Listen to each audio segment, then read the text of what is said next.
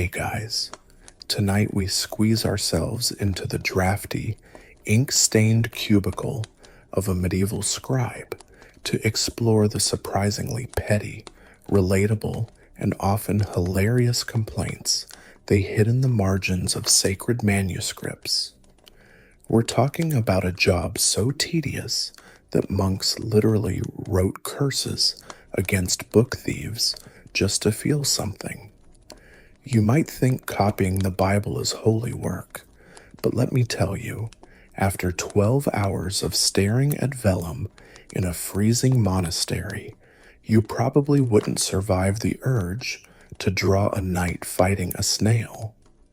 So, before you get comfortable, take a moment to like the video and subscribe, but only if you genuinely enjoy what I do here. And let me know in the comments where you're tuning in from and what time it is for you. It's always fascinating to see who's joining us from around the world. Now, dim the lights, maybe turn on a fan for that soft background hum, and let's ease into tonight's journey together. You open your eyes, but you're not sure why, because the world is still pitch black. Then you hear it. The church bell clangs in the distance, the medieval version of an alarm clock, only louder and somehow even less merciful. It's calling you to matins, the prayer service that happens in the absolute dead of night, and ignoring it isn't an option, because in this world, God is watching, and so is the abbot. You are lying on a mattress that is essentially a sack stuffed with hay or straw, which has likely flattened over the last few months into a lumpy, crunchy layer that offers zero orthopedic support. The air in your dormitory is freezing. We aren't talking about a chilly morning where you need a sweater. We are talking about stone walls that turn into a freezer in winter, radiating the cold right into your bones. There is no insulation here, no central heating, and certainly no thermostat to adjust. The inside temperature of your room is usually just a polite couple of degrees above whatever the weather is doing outside. You sit up, your spine cracking like an old wooden door. You don't have to worry about getting dressed because you are already wearing your clothes. In medieval monasteries, monks often sleep fully clothed, not out of modesty, but because getting dressed in the dark at 2 o'clock a.m. for prayers is more painful than just going to bed already prepared. You are wrapped in a rough wool tunic that you've likely worn every day for months. It's scratchy, it's heavy, and it smells like a blend of stale sweat and smoke, but you don't mind because that layer of grime actually helps lock in a little bit of body heat. You slide your feet into your leather sandals, which offer as much arch support as a banana peel, and join the shuffle of other silent figures moving toward the chapel. Silence is enforced here, not suggested, often under the strict rule of Saint Benedict. You can't grumble to your neighbor about the cold, you just have to internalize the frostbite. After the prayers are done and the chanting fades into the stone vaults, you don't go back to bed.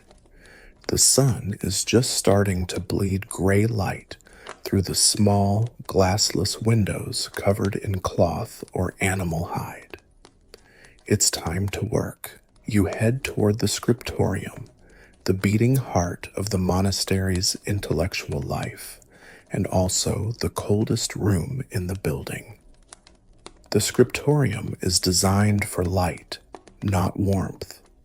It has large windows to catch the sun, which is great for seeing your ink, but terrible for retaining heat. As you enter, the smell hits you. It's a mix of old parchment, sharp iron gall ink, and the overwhelming scent of tallow candles. Tallow is rendered animal fat, usually from sheep or cows, and when it burns, it smells like a greasy, meaty barbecue that no one invited you to. You find your desk. It's a slanted wooden lectern that looks ergonomic until you actually sit at it for 12 hours. You settle in, your joints stiff from the cold dampness that seems to seep up from the floor. The floor is likely just compacted dirt or perhaps stone covered in old rushes that haven't been changed in a while, creating a fascinating ecosystem of fleas and dirt beneath your feet. Historians still argue whether some scriptoriums had tiny charcoal braziers to warm the scribes' hands, or if that was considered a dangerous fire hazard that would risk burning down the library. But judging by the way your breath is forming clouds in the air, you certainly don't have one today.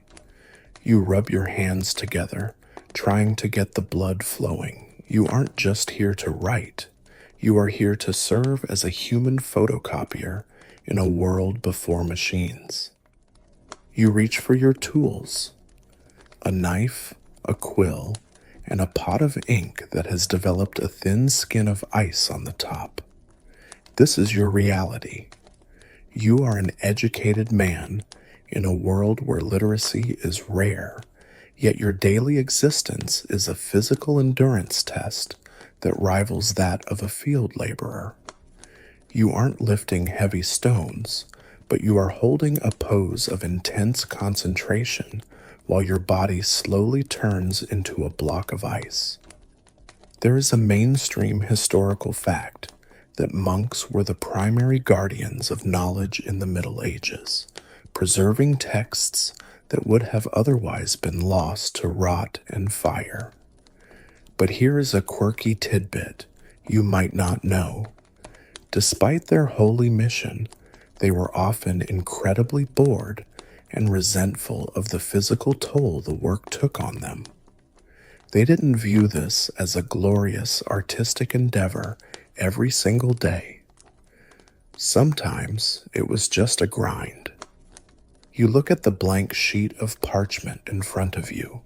It's made of sheepskin, scraped and stretched until it's smooth, but you can still see the faint grain of the animal it used to be. It's expensive stuff, worth more than the clothes on your back, so you cannot mess this up. One slip of the hand, one drop of ink in the wrong place, and you've ruined a fortune. The pressure is immense, the air is frigid, and your stomach is growling because breakfast was just a hunk of rock-hard bread and some weak ale. You dip your quill into the ink, shivering slightly. The silence of the room is heavy, broken only by the scratching of pens on skin and the occasional cough of a brother trying to survive the winter with his lungs intact. You aren't just writing, you are fighting the environment to leave a mark that will last forever. And as the cold seeps through your wool tunic, you feel the first urge to complain bubbling up in your chest. But you can't speak, so you look at the margin of the page, that empty white space staring back at you, and you think, maybe I'll just leave a little note here. You are settled at your desk, or as settled as one can be on a wooden bench that feels like it was carved with the specific intention of numbing your backside. Before you can copy a single word of divine wisdom, you have to engage in the daily battle of tool maintenance. In the modern world, a writer just clicks a ballpoint pen or opens a laptop. You, however, have to perform minor surgery on a piece of poultry just to write in the beginning. You reach for your supply of quills. They are goose feathers, primarily. Swans are better, but the abbot says swans are for special occasions, which apparently doesn't include copying the book of Leviticus for the third time this year. You prefer feathers from the bird's left wing because they curve away from your right hand, nestling comfortably against your knuckle. If you get stuck with a right wing feather, it spends the whole day poking you in the eye, which is not conducive to holy thoughts. The feather in your hand is raw. It still has the membrane inside the barrel, that little white pith that needs to be removed. You can't just dip a raw feather in ink. It would go soft and mushy in minutes. So, you have to temper it. You think back to the process, plunging the quills into hot sand to harden them, turning the opaque, fatty barrel into a clear, hard tube that rings like plastic when you flick it. It's a process that smells faintly of roast dinner, a cruel taunt to your empty stomach. Now comes the knife, the pen knife. It's called that for a reason. It is the knife for the penna, the feather. This little blade is arguably more important than the quill itself. If your knife is dull, your pen is useless. And your knife is always dull. It feels like you spend half your life grinding steel against stone. Shk, shk, shk. The sound is rhythmic, almost hypnotic, echoing quietly off the stone walls. You test the edge against your thumbnail. It catches slightly. Good enough. You pick up the goose feather and begin the series of precise, practiced cuts that define your trade. First, the scoop cut to open the barrel, then the side cuts to narrow the tip. You have to be careful. One slip, and you've ruined the feather, and the cellarer who manages the supplies is already grumpy about how many you go through. He acts like he lays the eggs himself. Mainstream historical fact. The quill pen was the dominant writing instrument in the Western world from the 6th to the 19th century. That is over 1,000 years of people wrestling with bird feathers. It wasn't until the mass production of steel nibs in the industrial era that the goose finally got a break. But right now, you are deep in the era of the bird. You are essentially writing civilization's history with a piece of farmyard debris. You make the final cut, the slit up the center of the nib that allows the ink to flow. It has to be perfectly centered. You squint in the dim morning light. It looks okay. You trim the very tip to make it square, a chisel edge. This is crucial. A sharp point would just snag on the rough parchment fibers. A chisel edge allows you to make those thick and thin lines that give the script its Gothic beauty. It's all about the angle. But as you test it on a scrap of parchment, the quill squeaks. It drags. It spatters a tiny droplet of ink. You sigh, a puff of white mist escaping your lips. The knife wasn't sharp enough. The cut was ragged.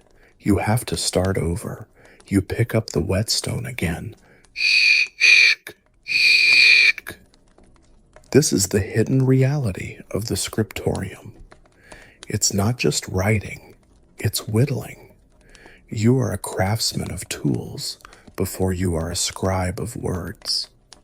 And the knife isn't just for making pens. It stays in your left hand while you write with your right.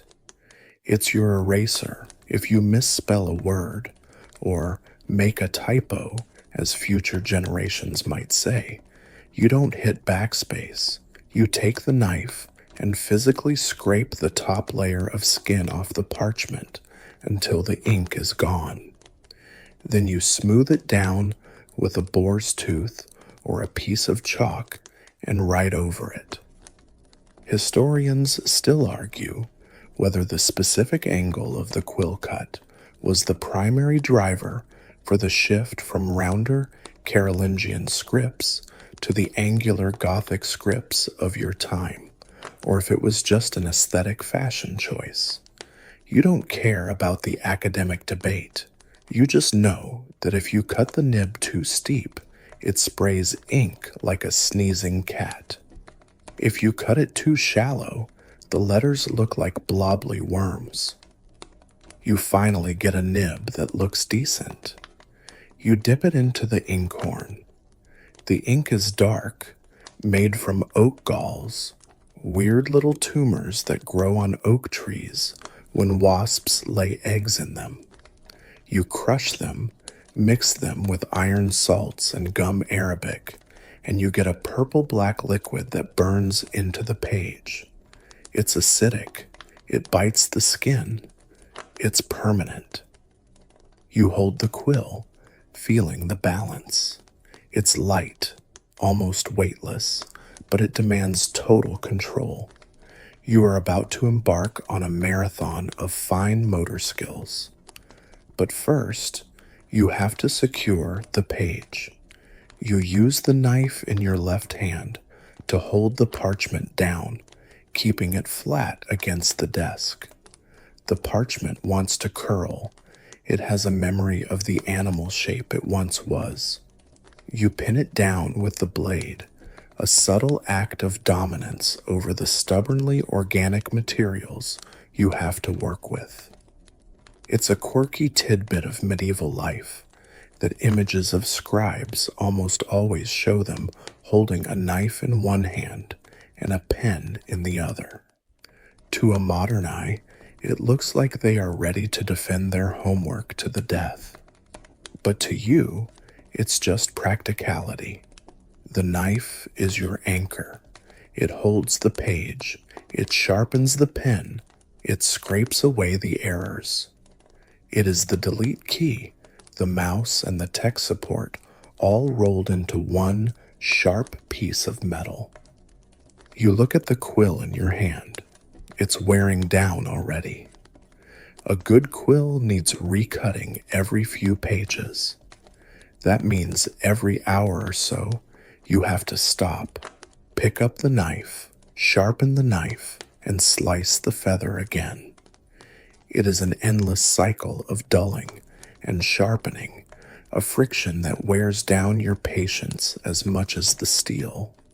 You wonder, idly, if there is a hell specifically for geese, or if this, being plucked and turned into tools for grumpy monks, is their punishment for being such aggressive birds in life. You take a deep breath through your nose to warm the air before it hits your lungs. You dip the pen. You check the knife.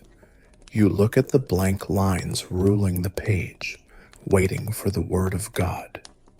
You haven't even written a letter yet, and your hands are already tired from the prep work. But the abbot is walking past, his robes swishing with the sound of authority, so you put the tip to the skin and let the first drop of ink flow. You have dipped your quill, secured your parchment, and braced yourself for the first stroke. The tip touches the page, and the ink flows, a rich, glossy black that contrasts perfectly with the creamy skin. It is satisfying for exactly 3 minutes. Then, the ache begins. It starts in your lower back, a dull throb right at the base of your spine. The wooden bench has no backrest. Leaning is considered a sign of weakness or sloth. You are expected to sit upright, your posture rigid, maintaining the perfect angle for your hand to glide across the page.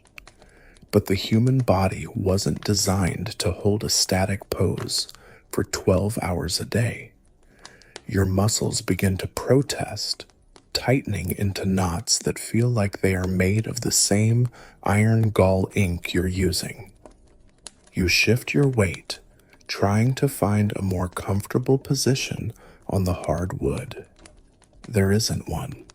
You are trapped between gravity and the unyielding furniture of the scriptorium. You think of the saints who endured torture on the rack or the wheel. Surely, copying the Gospels is a holier task, but right now, you suspect St. Lawrence on his gridiron might have at least been warmer than you are. The pain creeps up your spine, settling between your shoulder blades. Your neck is bent forward at an awkward angle, your eyes fixed on the text. You can't look up. If you look up, you lose your place. If you lose your place, you make a mistake.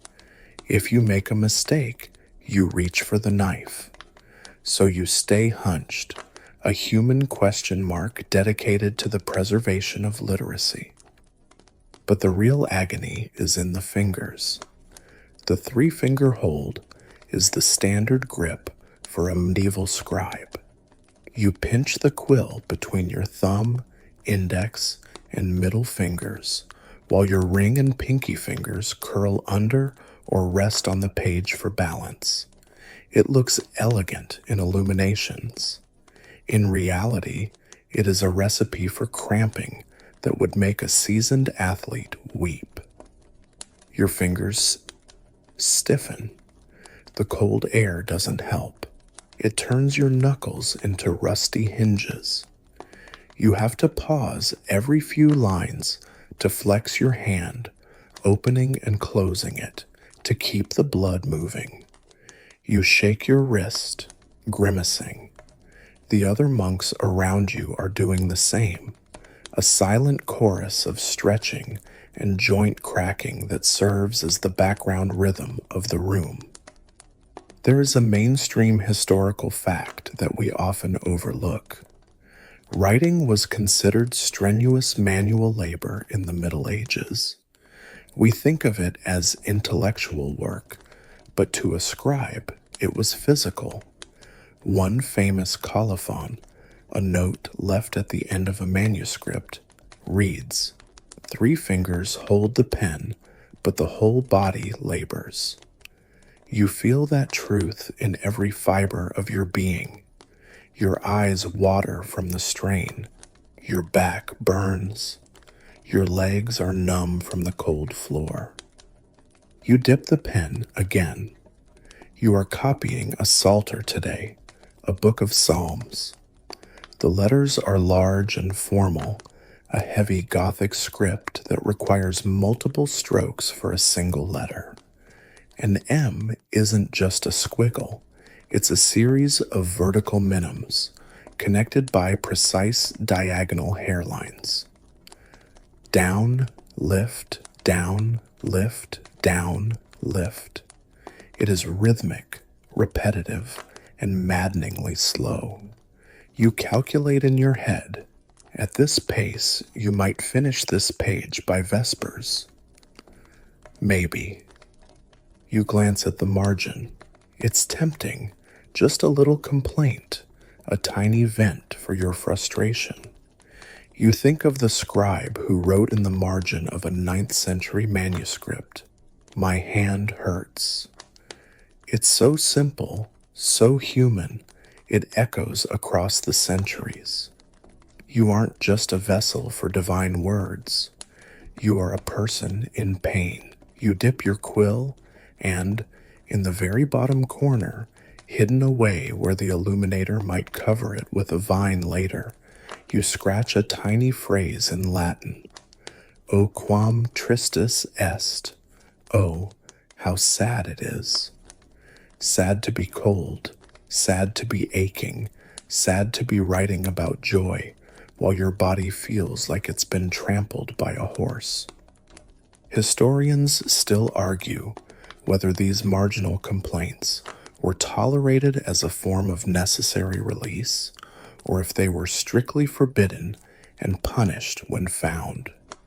Given how many survive, complaints about the cold, the light, the bad ink, you suspect the abbots turned a blind eye. Or maybe they just didn't read the margins.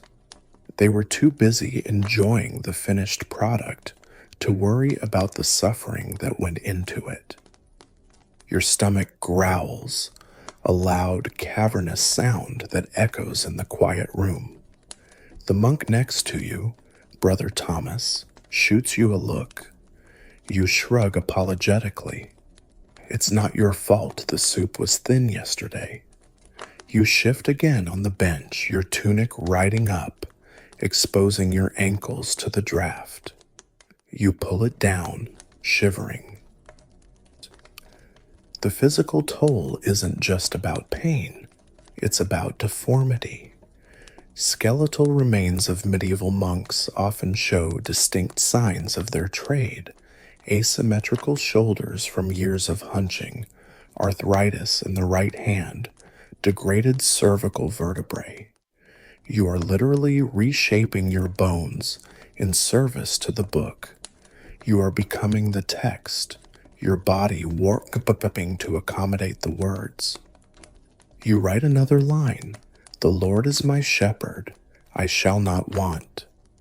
You look at the words. They are beautiful. The ink glistens. The letters stand tall and proud, like little soldiers of faith. For a second, the pain recedes, replaced by a flicker of pride. You made that. Your aching hand, your frozen fingers, they created something perfect. Then the cramp hits your thumb, a sharp spasm that makes you drop the quill. It clatters onto the desk, rolling dangerously close to the edge. You snatch it up just in time. You check the nib. It's fine.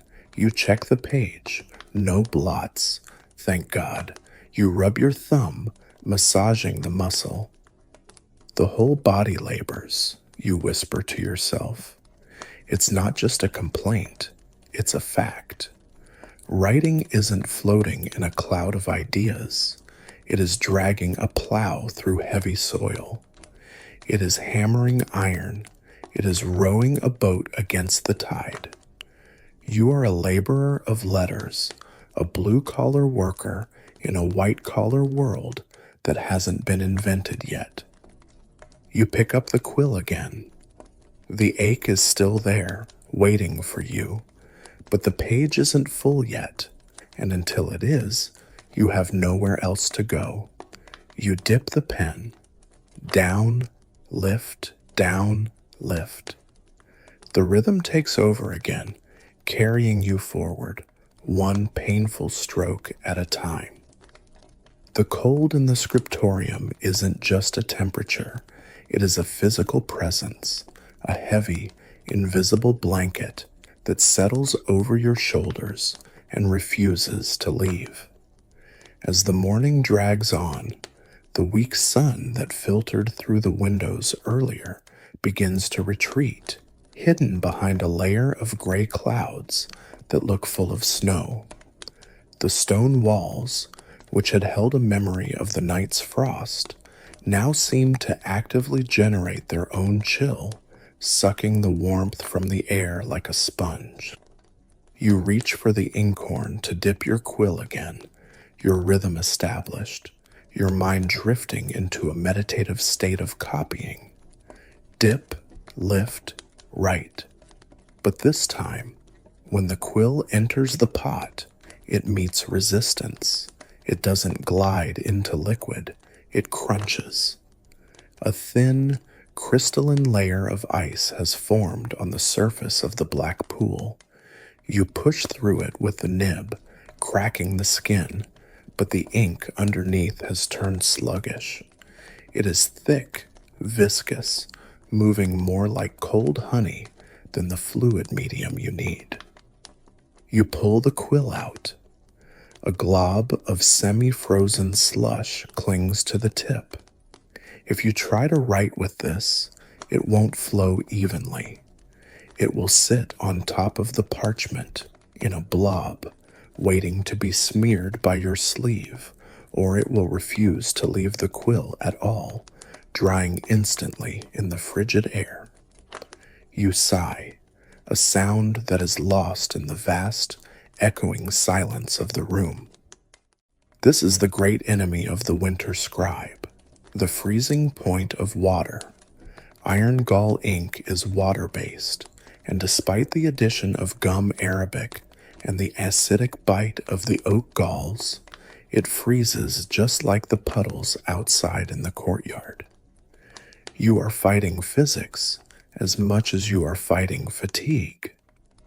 You pick up the small ceramic ink pot and cradle it in your hands, trying to transfer what little warmth you have left in your palms into the clay. It's a pathetic attempt. Your hands are already like blocks of marble. You hold the pot up to your mouth and blow on it, your warm breath fogging around the rim. You feel ridiculous, huffing at a jar of liquid like you're trying to revive a dying bird, but it's a necessary ritual. Mainstream historical fact. Scribes in Northern Europe faced this problem constantly during the winter months. The lack of direct heating in libraries to prevent the catastrophic loss of books to fire meant that indoor temperatures often hovered near freezing. There are numerous surviving manuscripts where the script suddenly becomes jagged or shaky, not because the scribe was bad, but because they were shivering so violently they couldn't hold the line. You manage to thaw the ink enough to get a few more sentences down. But the letters look different now. The ink is paler, watered down by the condensation of your breath and the separation of the pigment as it chilled. It bites into the vellum differently. You look at the page and frown. It lacks the sharp, jet-black authority of the earlier lines. It looks cold. It looks like winter. You glance around the room. Other monks are engaged in their own private battles against the temperature. One brother is sitting on his hands. Another is stamping his feet coquettily under the desk, a muffled thump-thump that earns a glare from the librarian. You are all miserable, united in a brotherhood of hypothermia. You look down at your hands. They are red and raw, the skin around your knuckles cracking. You wish, for the 1,000th time, that you could wear gloves. But gloves are clumsy. They deaden the sensation of the quill. You need to feel the friction of the nib against the parchment to control the ink flow. If you can't feel the pen, you can't write the word of God. Historians still argue whether some monastic orders eventually allowed fingerless gloves for scribes, or if the depictions of writers with bare hands in medieval art were a strict reflection of reality. Some argue that gloves with the fingertips cut off were a late medieval concession to human frailty, while others insist that true discipline required bare skin against the elements. Right now, looking at your blue-tinged fingernails, you would happily trade a little tactile sensitivity for a pair of thick wool mittens. Historical accuracy be damned. You dip the pen again. The ink is freezing up again. It's a losing battle. You decide to take a risk. You tuck the ink pot inside your tunic, right against your chest, under the layers of wool. It's dangerous. If the lid slips, if the pot cracks, you will stain your skin and your clothes with indelible black dye. You will look like you have a festering plague spot on your chest, and the laundry brother will never forgive you. But the warmth of your own body is the only heat source available. You sit there, hugging yourself, waiting for your body heat to liquefy the tools of your trade. It is an intimate, absurd moment. You are incubating the Word of God like an egg. While you wait, you look at the margin of the page again. The parchment is cold to the touch, clammy and stiff. Vellum reacts to humidity and temperature, expanding and contracting. In this cold, it feels tight, like a drum skin. You pick up your knife. Your hand feels clumsy, the metal handle biting into your palm, and you scratch a tiny complaint into the side of the page, right next to a beautifully illuminated capital Q. Atramentum congelatur, the ink freezes. It's a statement of fact, but it carries a weight of despair. You add another little note below it, in smaller, scratchier letters. Et ego, and so do I. It is a quirky tidbit of history that many of these marginal complaints are oddly poetic in their misery.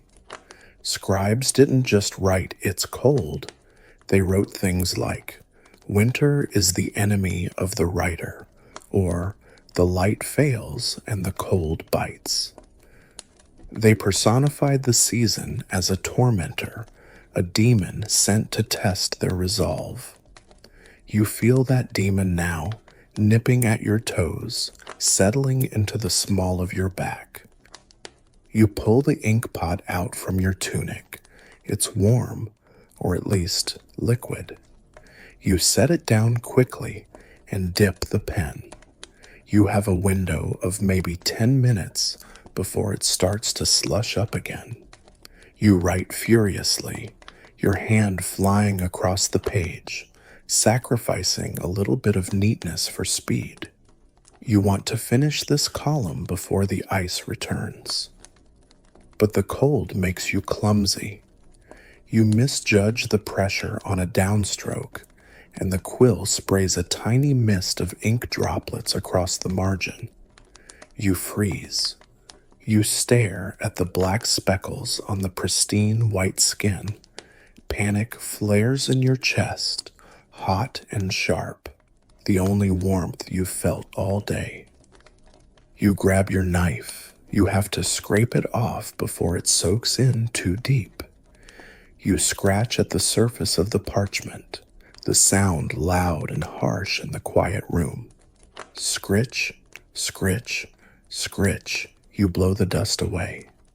The spots are gone, but the surface is roughened, a ghostly reminder of your shivering hand. You grab the piece of chalk you keep for this purpose and rub it over the spot to smooth it out again. You lean back, exhaling a long, shuddering breath. You are exhausted, and you haven't even moved from your chair. The cold is a thief. It steals your energy, your focus, your precision. You look out the window. The sky is a flat, oppressive white. It's going to snow, you know it. And snow means the light will change, the temperature will drop further, and the ink will fight you even harder. Just one more column, you whisper to yourself. Just one more. You tuck your hands into your sleeves for a brief second of respite, closing your eyes, imagining a roaring fire, a bowl of hot stew, a world where ink stays liquid and fingers stay pink. But that world is far away.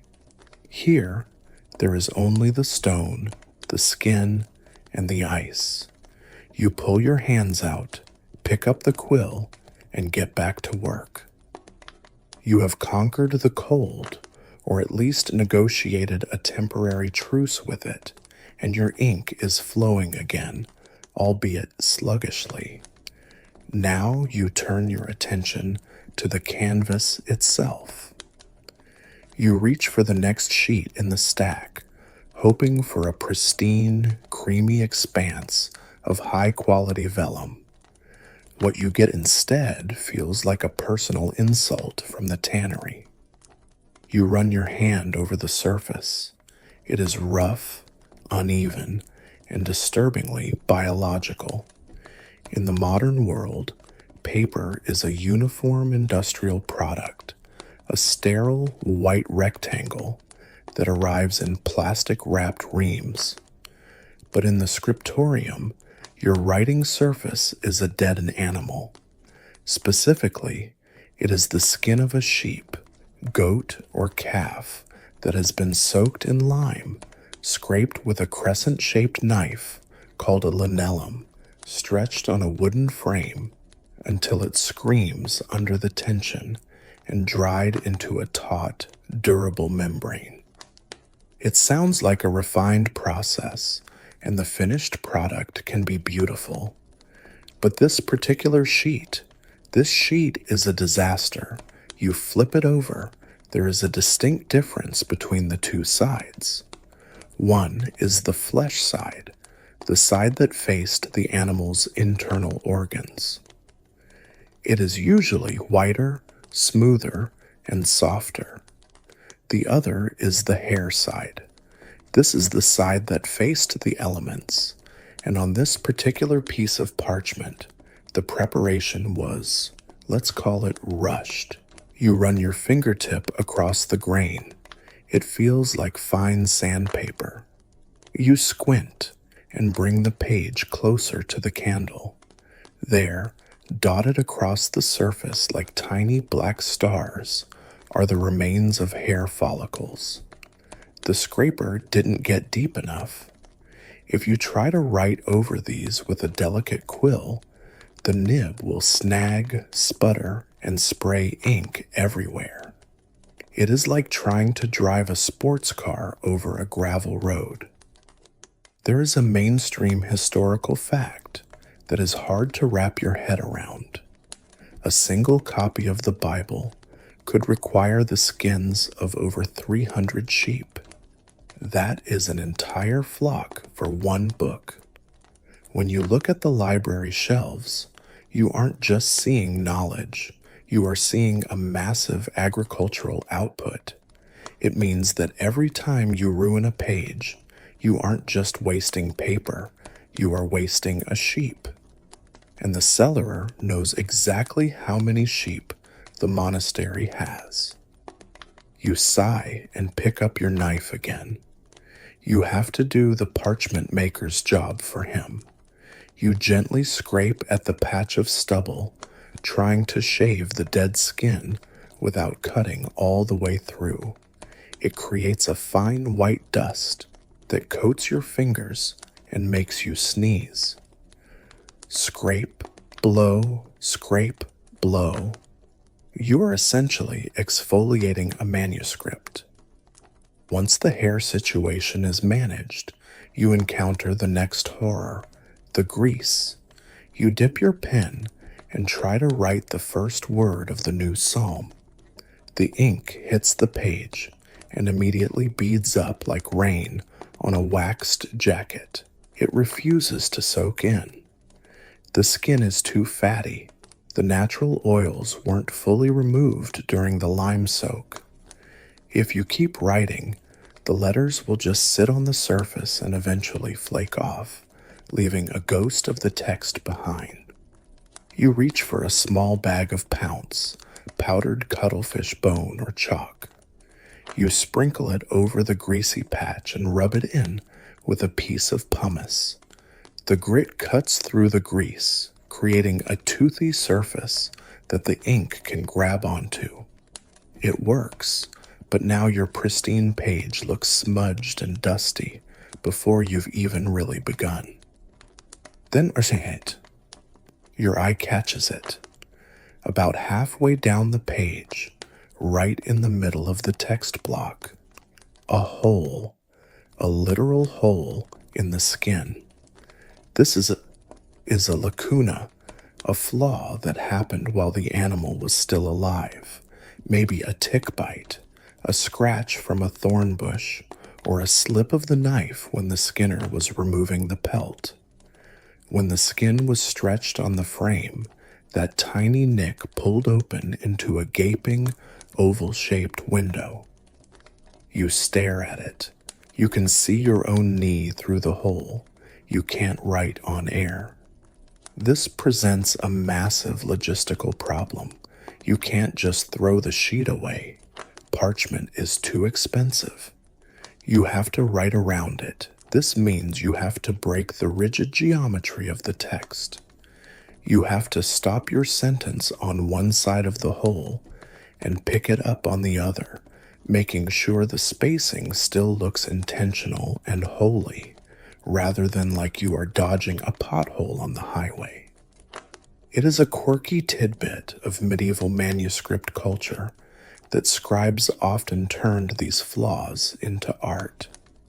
You've seen brothers draw colorful rings around the holes to make them look like decorative borders.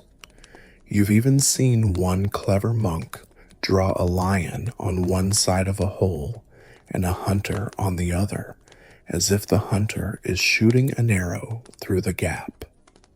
You consider drawing a dragon eating the hole, but you don't have the red ink or the patience today. You just carefully justify the text, squeezing the Latin word domini so the D and O are on the left and the rest is on the right. It looks terrible. You hate it. Historians still argue whether the distinction between vellum, strictly calfskin, and parchment, sheep or goat, was rigidly adhered to in medieval terminology, or if the monks used the terms interchangeably based on quality rather than species. To you, the taxonomy is irrelevant. You just categorize them as good skin and bad skin. This is definitely bad skin.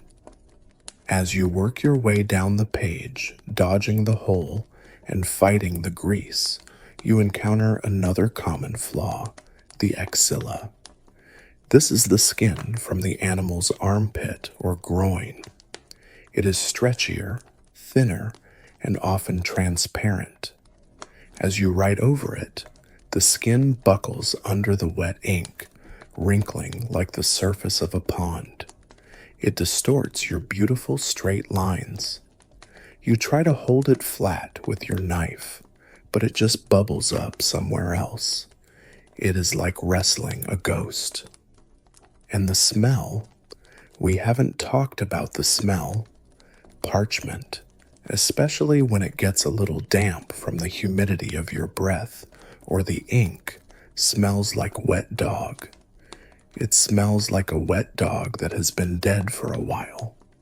It's a subtle, pervasive funk that gets into your nose and ruins your appetite, which is saying something because you are starving. You finish the column navigating the obstacle course of biology.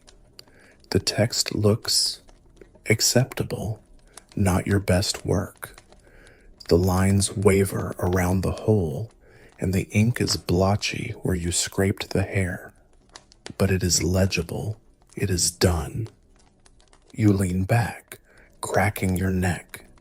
You realize that you have spent the last hour in intimate contact with the dermis of a dead sheep. You know its scars, its hair patterns, its fatty deposits. You know this sheep better than the shepherd did.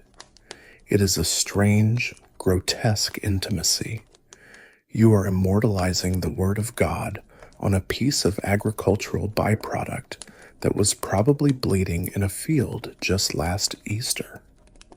You pick up your knife to trim a ragged edge of the page. The knife slips, just a hair, and slices a thin sliver off the corner. You freeze. Did you cut into the text area? No, it's just the margin. You exhale, but now the page is imperfect. It's asymmetrical. Good enough for the bishop, you mutter under your breath. It's a small rebellion.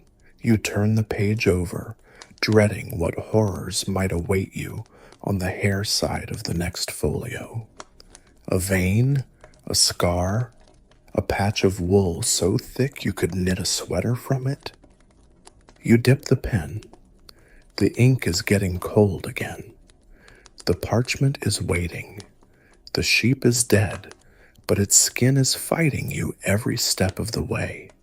You pin it down with the knife, a hunter capturing his prey, and force the first letter onto the stubborn, hairy surface.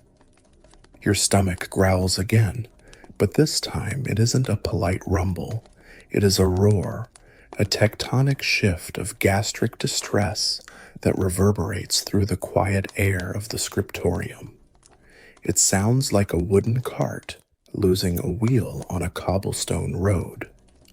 The monk 3 desks down, Brother Anselm, actually stops writing and looks around, assuming a stack of books has toppled over.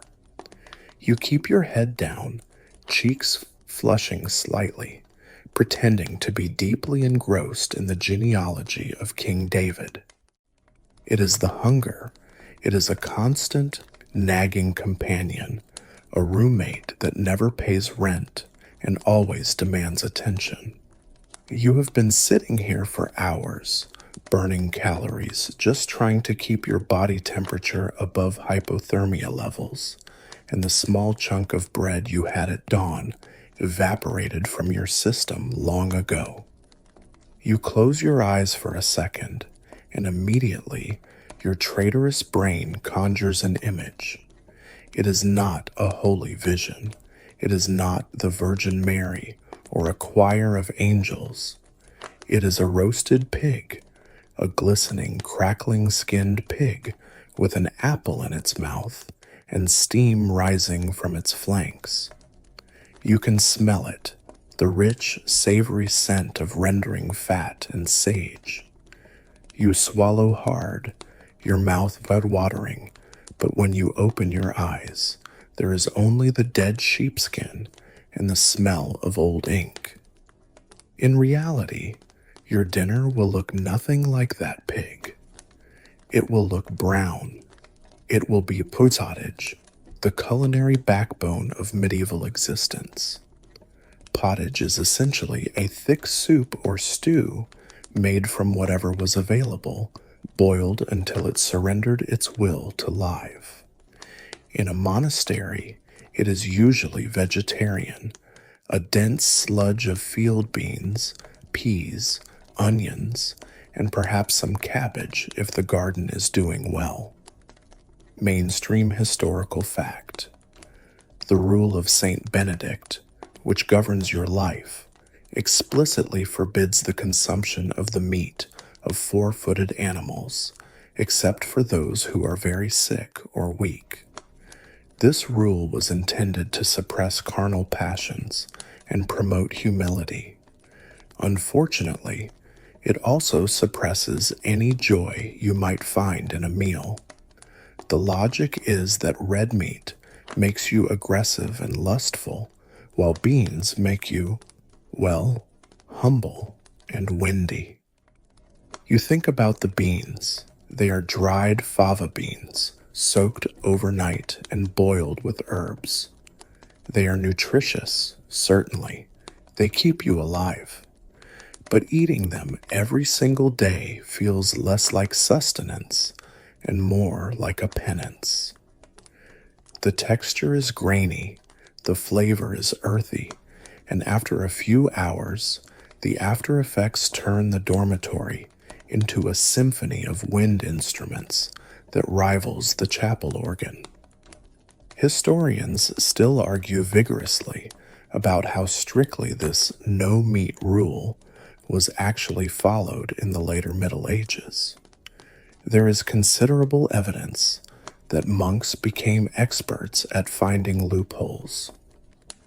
For example, the infirmary loophole.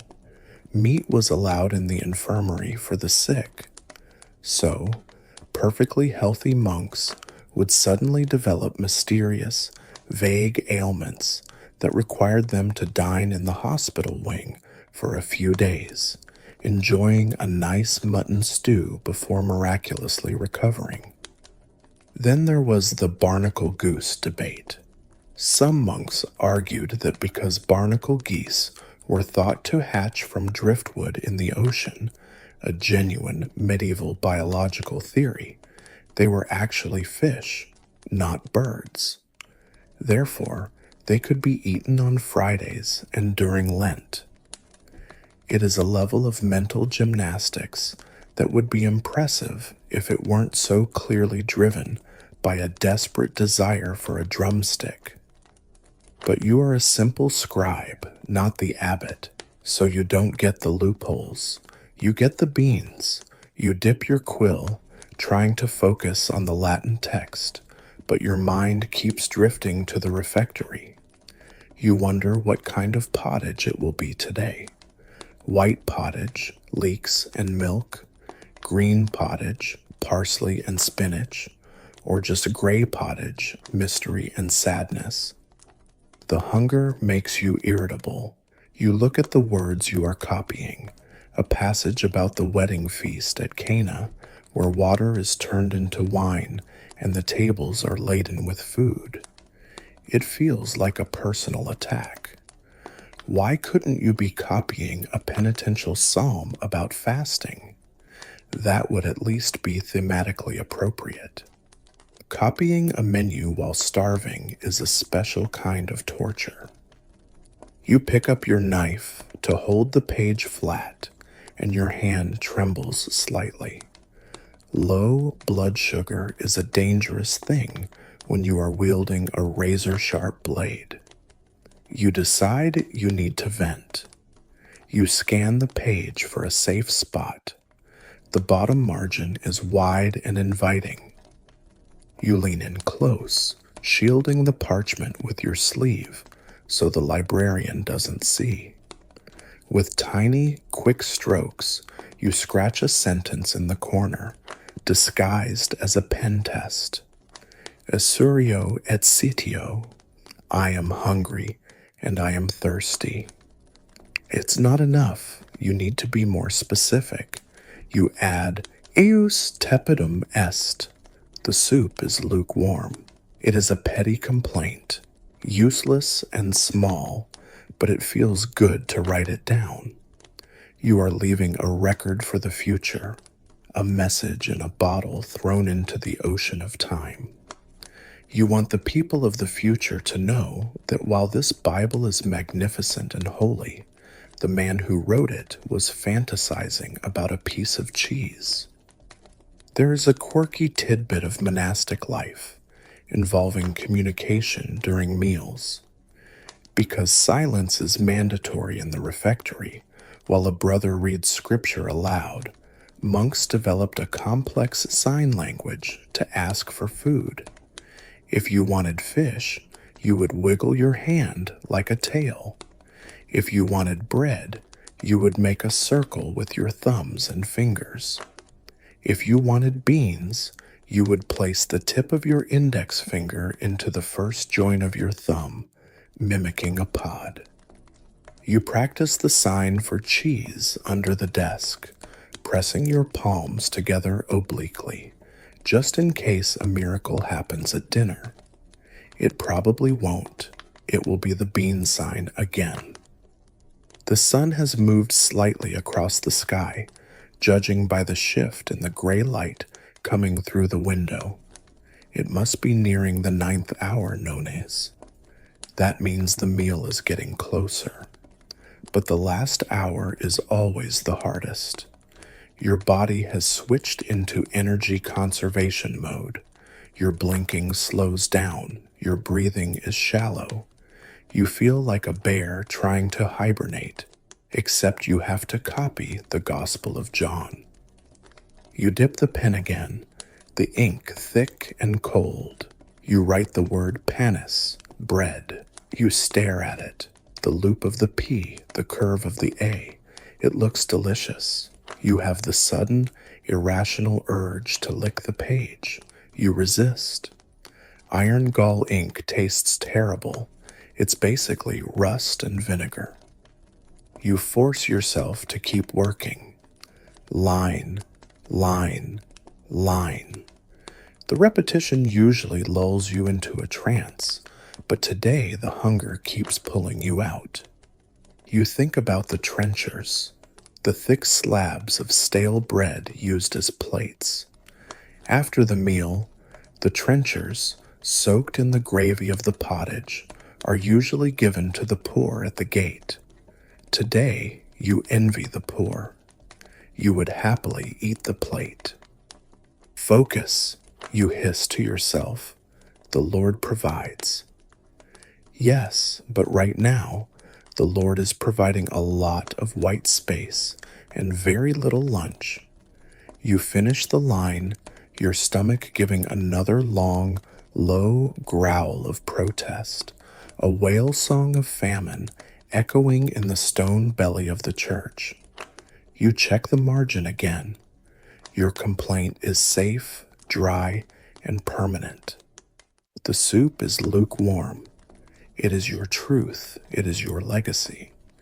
And it will have to sustain you until the bell finally rings.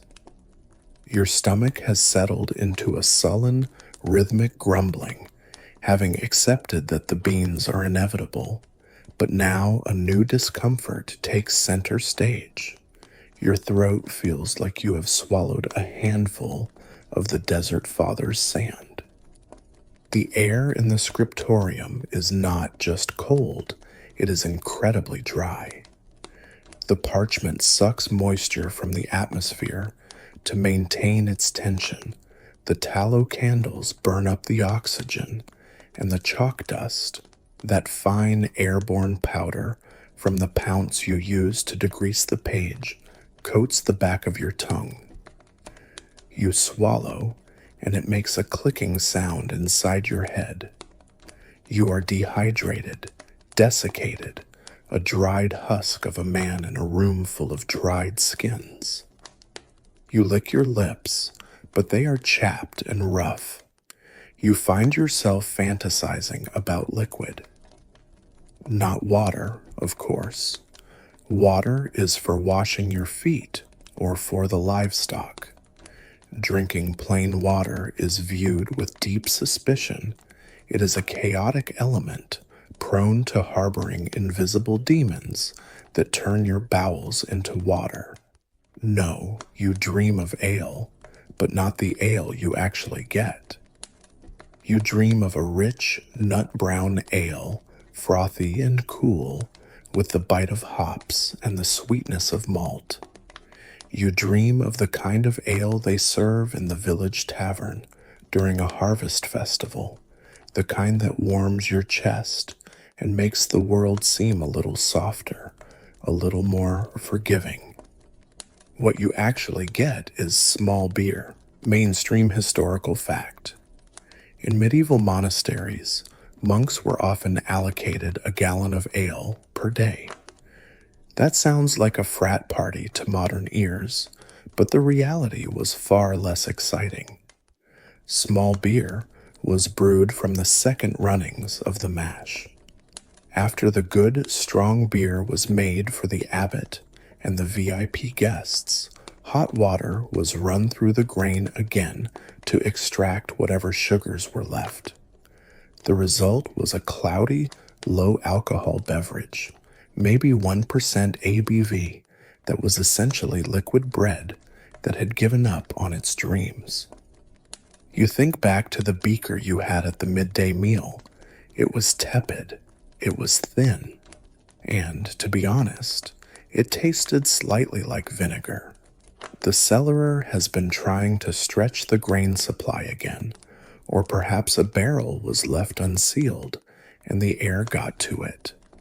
It had that sharp, sour tang that makes your jaw ache just thinking about it.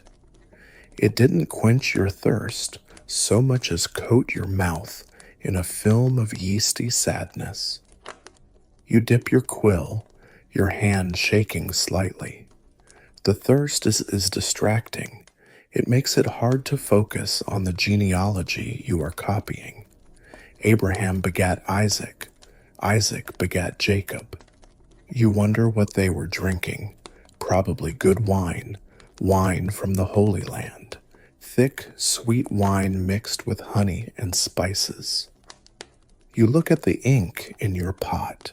It's dark liquid. Your brain, in its dehydrated state, briefly suggests that maybe the ink is drinkable.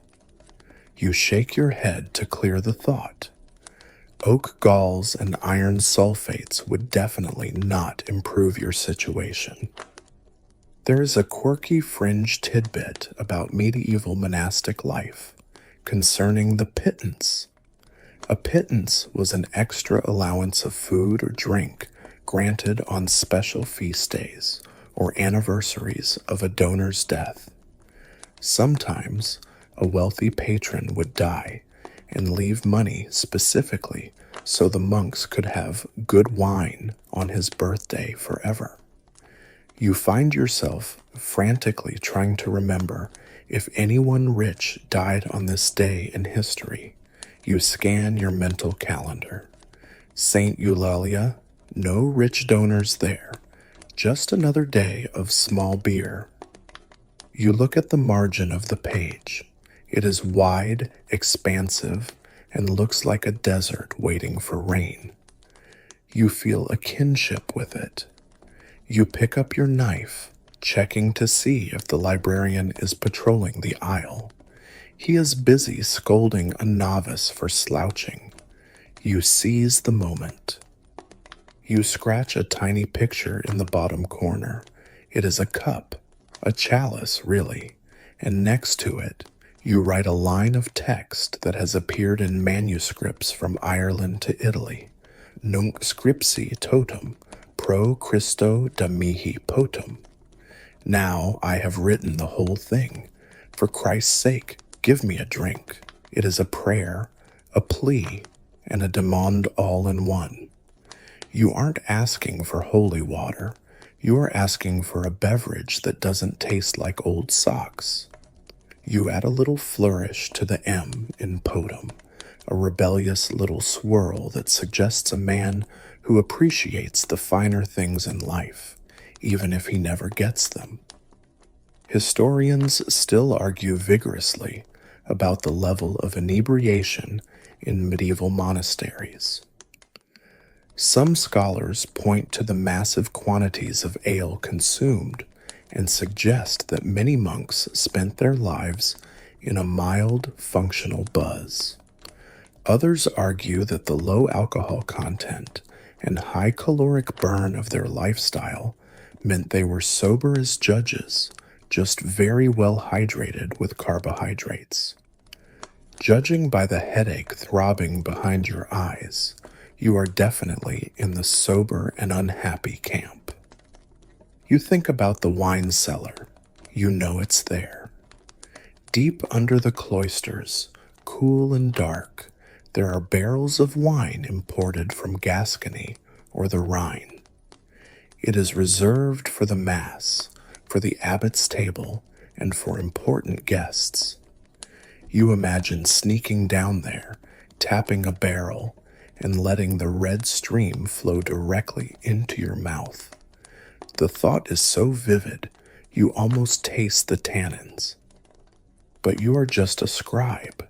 You are the machinery of the church, not the beneficiary. Your job is to preserve the words about the wine, not to drink it. You write the word vinum in the text. You pause. You decide to illuminate the capital V just a little bit more than necessary. You give it vines. You give it grapes. Tiny clusters of circles drawn with the tip of your pen. It is a subconscious manifestation of your desire. The librarian might think it's a symbol of the Eucharist. You know it's a symbol of your desperate need for a happy hour. The sour taste of the small beer rises in your throat again, a ghostly reminder of lunch. You swallow hard. The thirst makes you sluggish. Your eyelids feel heavy. The combination of the cold room, the repetitive motion, and the dehydration is a recipe for a trance state. You find yourself staring at the word aqua, water, on the page for a full minute, wondering if you could just lick the vellum. Focus, brother, you mutter. You shift on the bench. The wood bites into your sit bones. You need a distraction. You need something to take your mind off the dryness in your mouth. You look at the inkhorn again. It hasn't frozen in the last 20 minutes, which is a small mercy. You dip the pen. The ink is black and wet. It looks like the opposite of thirst. You envy the letters. They are drowning in liquid. You are stranded on the shore. You finish the verse. You look at your little marginal doodle of the cup. It looks empty. You fill it in with ink, turning it into a dark void. A cup of shadow. Tonight, you promise yourself. Tonight, I will trade my extra candle for a jug of the good cider from Brother Miller. It's contraband, strictly speaking. Private property is forbidden. But trade happens. The scriptorium has its own economy. A sharpened knife for a piece of cheese. A prayer said for a sick relative in exchange for a warm pair of socks. And for you, tonight, a stolen hour of writing time traded for something that actually tastes like fruit and sunshine. The thought buoys you. You straighten your back.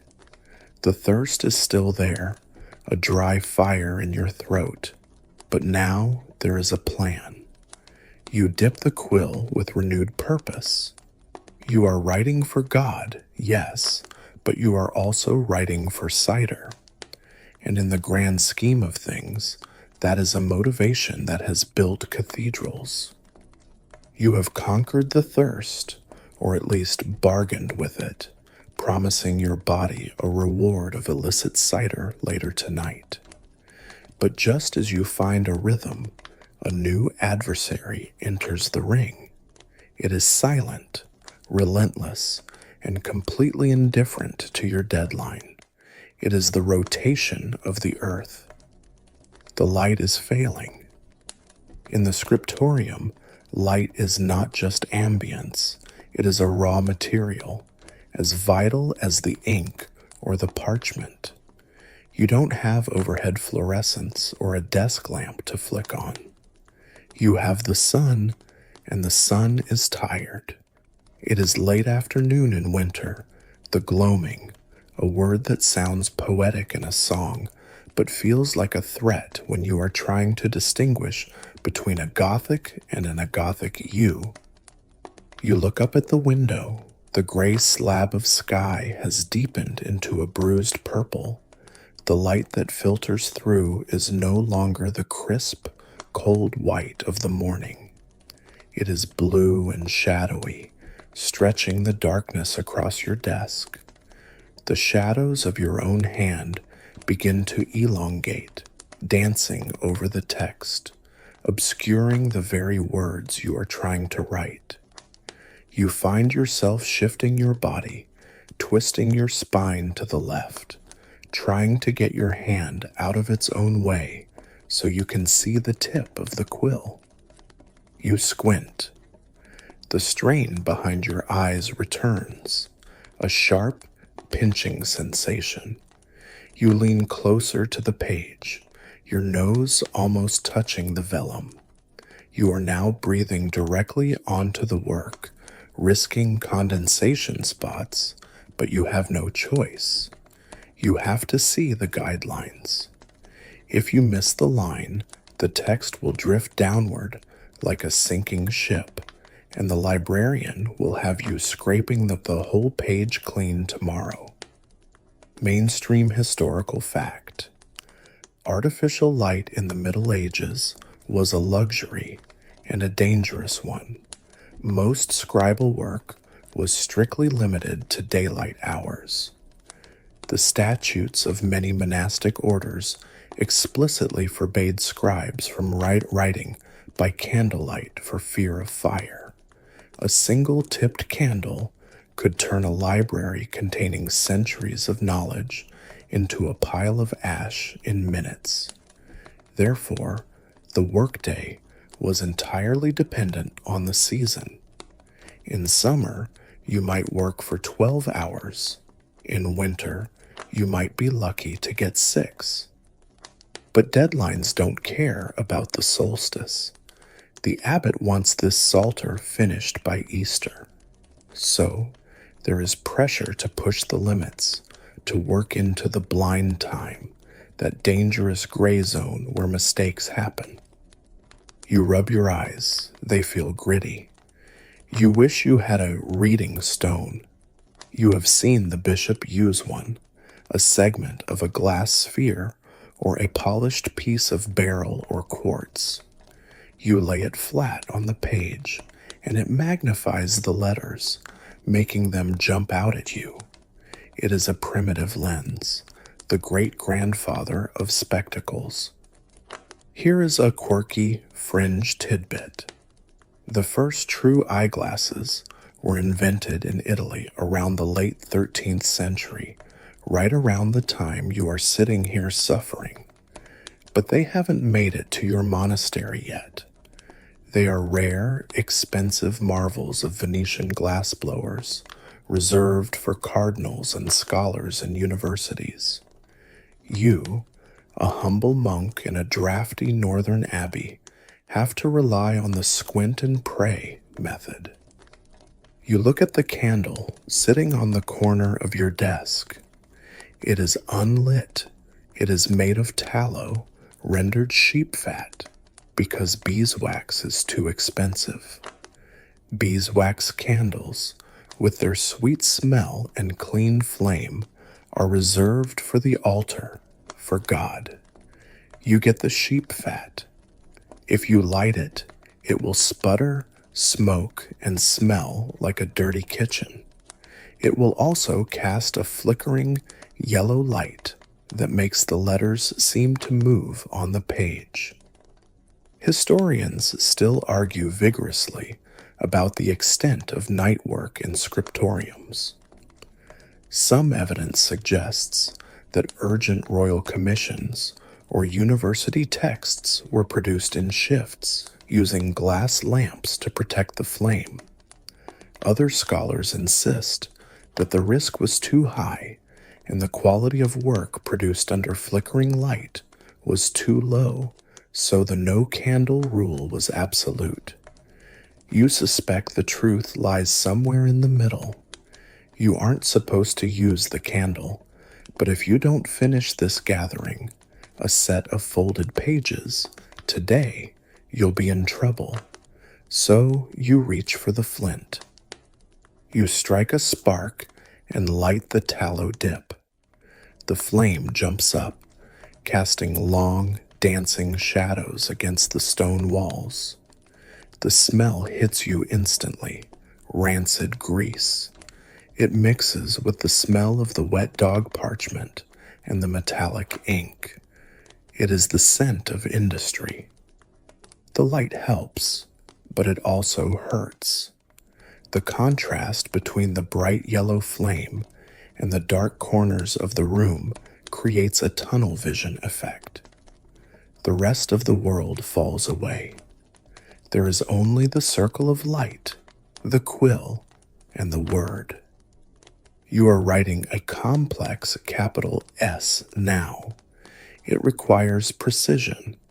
You have to navigate the curves while the shadow of your quill flickers back and forth across the letter like a metronome.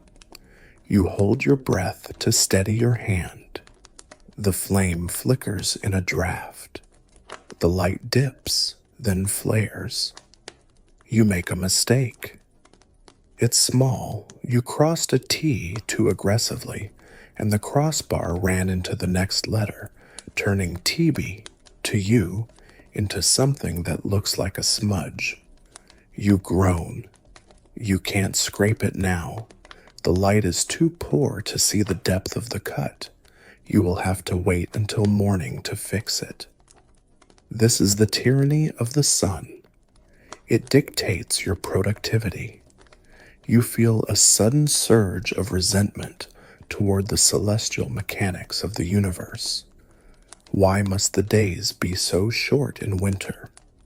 Why couldn't God have made the sun stand still just for an hour, like he did for Joshua at Gibeon? Surely finishing a psalter is worth a minor astronomical intervention. You look to the margin again. The bottom of the page is deeply shadowed, almost black. You decide to leave a message for the morning sun, a complaint about the darkness that envelops you. You scratch the words blindly, feeling the shape of the letters more than seeing them. Lux deficit, the light fails. And then, feeling a bit more poetic, you add, Nox inimica, night is the enemy. It's dramatic, yes, but when you are straining your eyes to the point of a migraine, night is the enemy. It is the end of your purpose. When the light goes, you are just a man in a cold room with nothing to do but pray and wait for the cold to get worse. You blow out the candle, the smoke curls up, gray and greasy. The room plunges into a heavy, absolute darkness. For a moment, you see the afterimage of the flame burning on your retinas, a ghostly purple spot floating in the void. You sit there in the dark, listening. You can hear the other scribes packing up, the rustle of parchment being stacked, the click of a knife being sheathed, the soft thud of a book being closed. It is the sound of the day dying. You fumble in the dark to organize your desk. You cover the inkhorn to keep the dust out and to slow the freezing. You wipe the quill. You wrap the precious page in a protective cloth. You have survived the cold, the hunger, the thirst, and now the dark. But as you stand up, your knees popping loudly, you realize the day isn't quite over. You still have to navigate the cloister in the pitch black to get to the refectory, and you know, with a sinking feeling, that Brother Cyril leaves his buckets in the hallway. You take a step, hands outstretched like a sleepwalker, feeling for the stone wall. You are a guardian of the light of knowledge, stumbling around in the dark, hoping not to break your toe on a cleaning pail. It is a fitting metaphor for your life. You have navigated the darkness, narrowly avoiding Brother Cyril's bucket, and returned to your desk the next morning. The sun is actually shining today, a weak, watery light that feels like a blessing after yesterday's gloom. You are ready to work. You have a fresh quill, a thawed pot of ink, and a relatively clean conscience. You unwrap the protective cloth from the page you were working on yesterday. And then you see him, sitting squarely in the middle of your open manuscript, washing a paw with meticulous, self-satisfied slowness, is Pangur Ban. Or maybe this one is named Mishi. It doesn't matter. It is a cat. And in the monastery, the cat is both a vital employee and a terroristic nuisance. Mainstream historical fact. Monasteries kept cats for a very specific reason: vermin control. Parchment is made of skin. Mice love skin. They also love the flour paste used in bookbinding. Without cats, the library would be an all-you-can-eat buffet for every rodent in the county. So, cats were allowed, even encouraged, to roam the scriptorium. However, Cats have zero respect for the sanctity of the written word. To this cat, your life's work is not a holy relic. It is a warm, flat surface, perfect for napping. You try to shoo him away. "Go on," you whisper. "Shoo."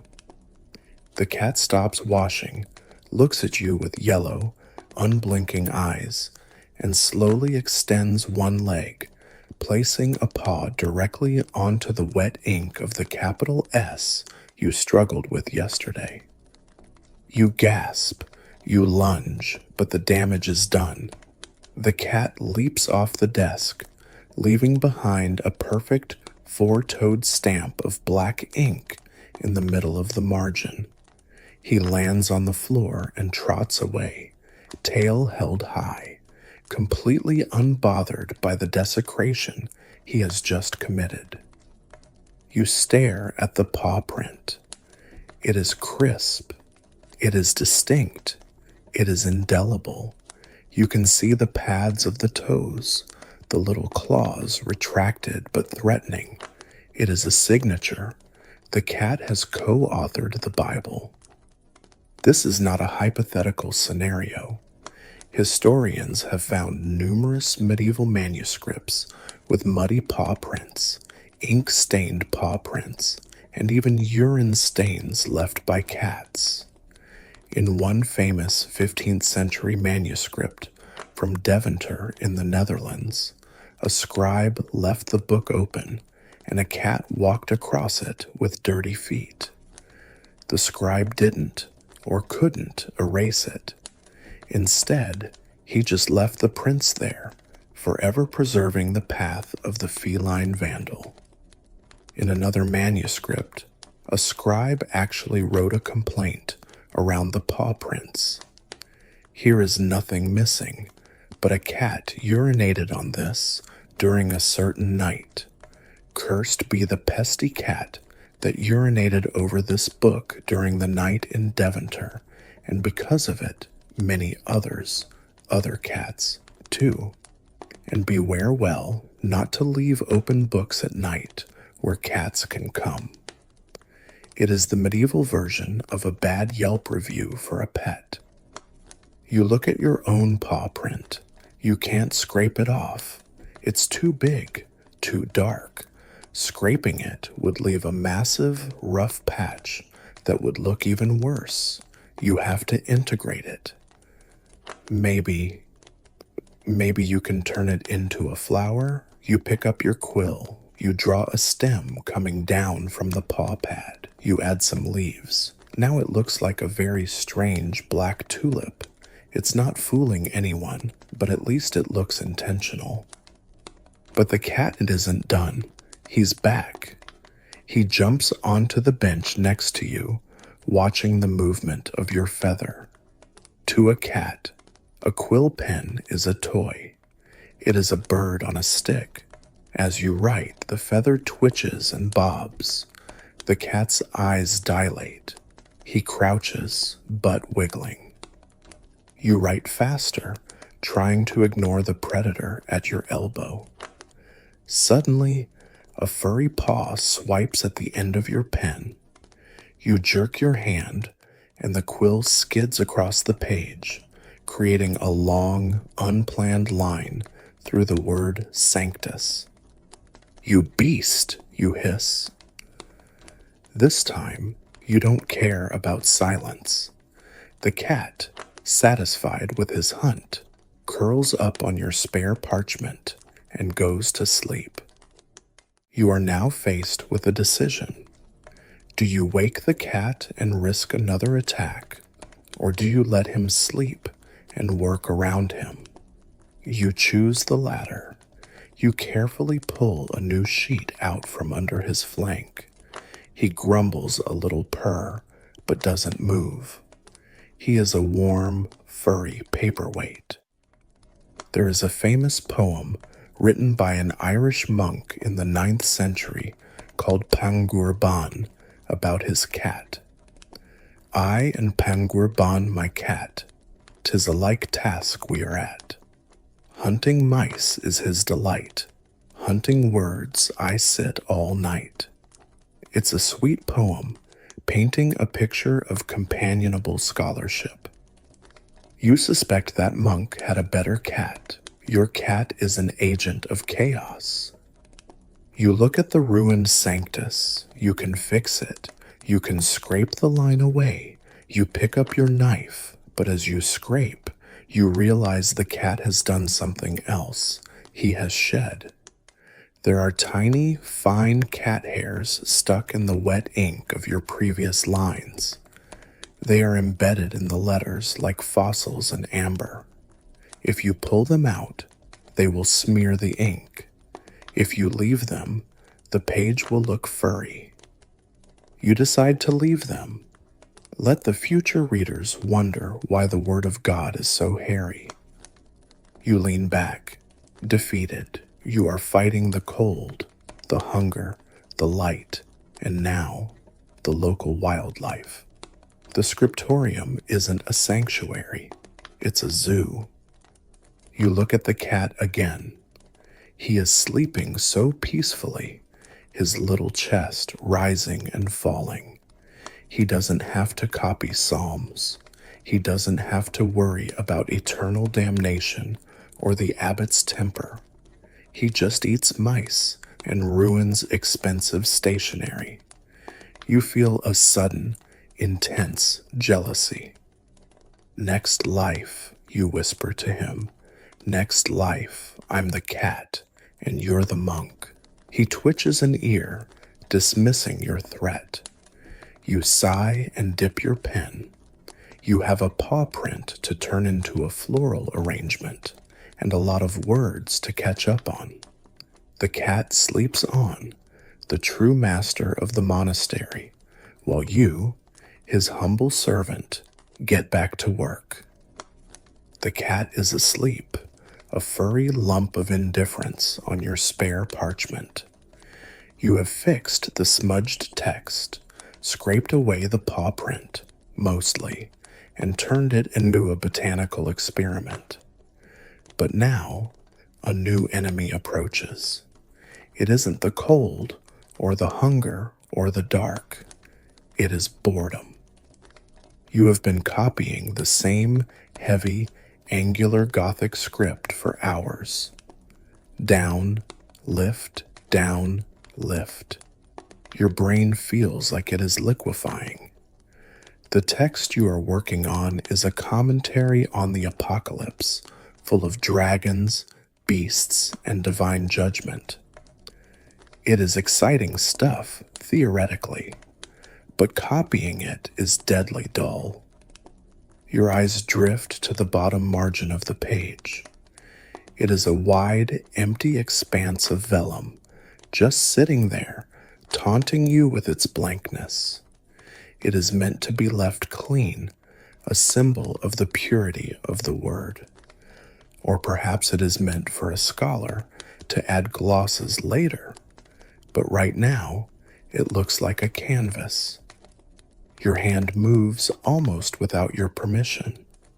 You dip the quill, not deep, just a little sip of ink, and you touch the tip to the corner of the page. You aren't writing words anymore. You are doodling. You start with a shell, a spiral, then a slimy body, then two little stalks for eyes. A snail. It's a nice snail, but a snail alone is boring. So you draw a knight facing it. The knight is in full armor, holding a sword and a shield. He looks terrified. He is dropping his sword in panic. You draw his knees knocking together. Mainstream historical fact. This specific motif, a knight fighting a snail, is one of the most common and baffling images in medieval marginalia. It appears in hundreds of manuscripts from the 13th and 14th centuries across England, France, and Flanders. It wasn't a one-off joke. It was a viral meme that lasted for 100 years. You chuckle softly to yourself. There is something deeply satisfying about drawing a heavily armed warrior cowering before a garden mollusk. It feels like a punchline to a joke everyone knows, but no one says out loud. Historians still argue furiously about what the snail represents. Is it a symbol of the Lombards, a group the French ridiculed as cowardly and slimy? Is it a symbol of the resurrection, the snail emerging from its shell like Christ from the tomb, though why the knight would be fighting Jesus is unclear? Or is it just social satire, mocking the aristocracy by showing them afraid of a slow, harmless creature? To you, right now, it just means that knights are pompous and snails are funny. But you aren't done. The boredom is a deep well. On the next page, you decide to escalate the violence. You draw the rabbit. But this isn't a cute, fluffy bunny munching on clover. This rabbit is standing on its hind legs. It is holding an axe, and in front of it, tied to a stake, is a dog. You are creating a drollery, a grotesque image of the monde renversé, the world turned upside down. In your margins, the prey hunts the predator. Rabbits hang hunters. Geese roast cooks. It is a subversion of the strict, hierarchical order you live in. In the real world, the abbot tells you what to do, the king tells the abbot what to do, and God tells everyone what to do. But in the margin, the bunny is the boss. It is a quirky fringe tidbit that the killer rabbit motif was so popular in medieval art that it likely inspired the famous scene in Monty Python and the Holy Grail. You are basically writing comedy sketches in the footnotes of the Bible. You add a little detail. The rabbit has a grim expression. You give him a little belt to hold his axe. You glance up. The librarian is walking down the row, checking progress. You quickly slide a piece of scrap vellum over your violent rabbit. You hold your breath. He passes by, his robes brushing the edge of your desk. He doesn't stop. You exhale. The danger makes it more fun. These doodles are your secret rebellion. They are a way of reclaiming a tiny piece of the manuscript for yourself. The text belongs to the church, but the margins belong to you.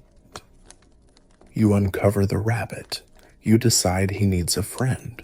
You draw a hybrid creature, a grotesque. It has the head of a bishop, the body of a bird, and the tail of a dragon. And it is playing a trumpet with its butt. Yes, you read that right. Medieval manuscripts are absolutely full of creatures playing trumpets with their posteriors. It is high art. It is low humor. It is you, a grown man who has taken a vow of celibacy and silence, giggling internally at a butt trumpet while copying the Book of Revelation. You look at your menagerie of madness. The snail-fighting knight, the executioner rabbit, the musical bird bishop. They are staring back at you from the page, a chaotic little audience cheering you on. They make the page feel less sterile. They make it feel human. You realize that centuries from now, someone might look at this book. They will read the holy words, yes, but their eyes will wander to the bottom of the page. They will see the rabbit with the axe, and maybe, just maybe, they will wonder about the monk who drew it. They will wonder if he was crazy or bored or just needed to see something ridiculous to survive the gray monotony of winter. You dip your pen again. The ink is getting low.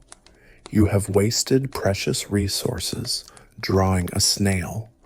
You feel a pang of guilt, but it passes quickly. The snail was worth it. Just one more, you think. You find a capital letter, D. The loop of the D looks empty.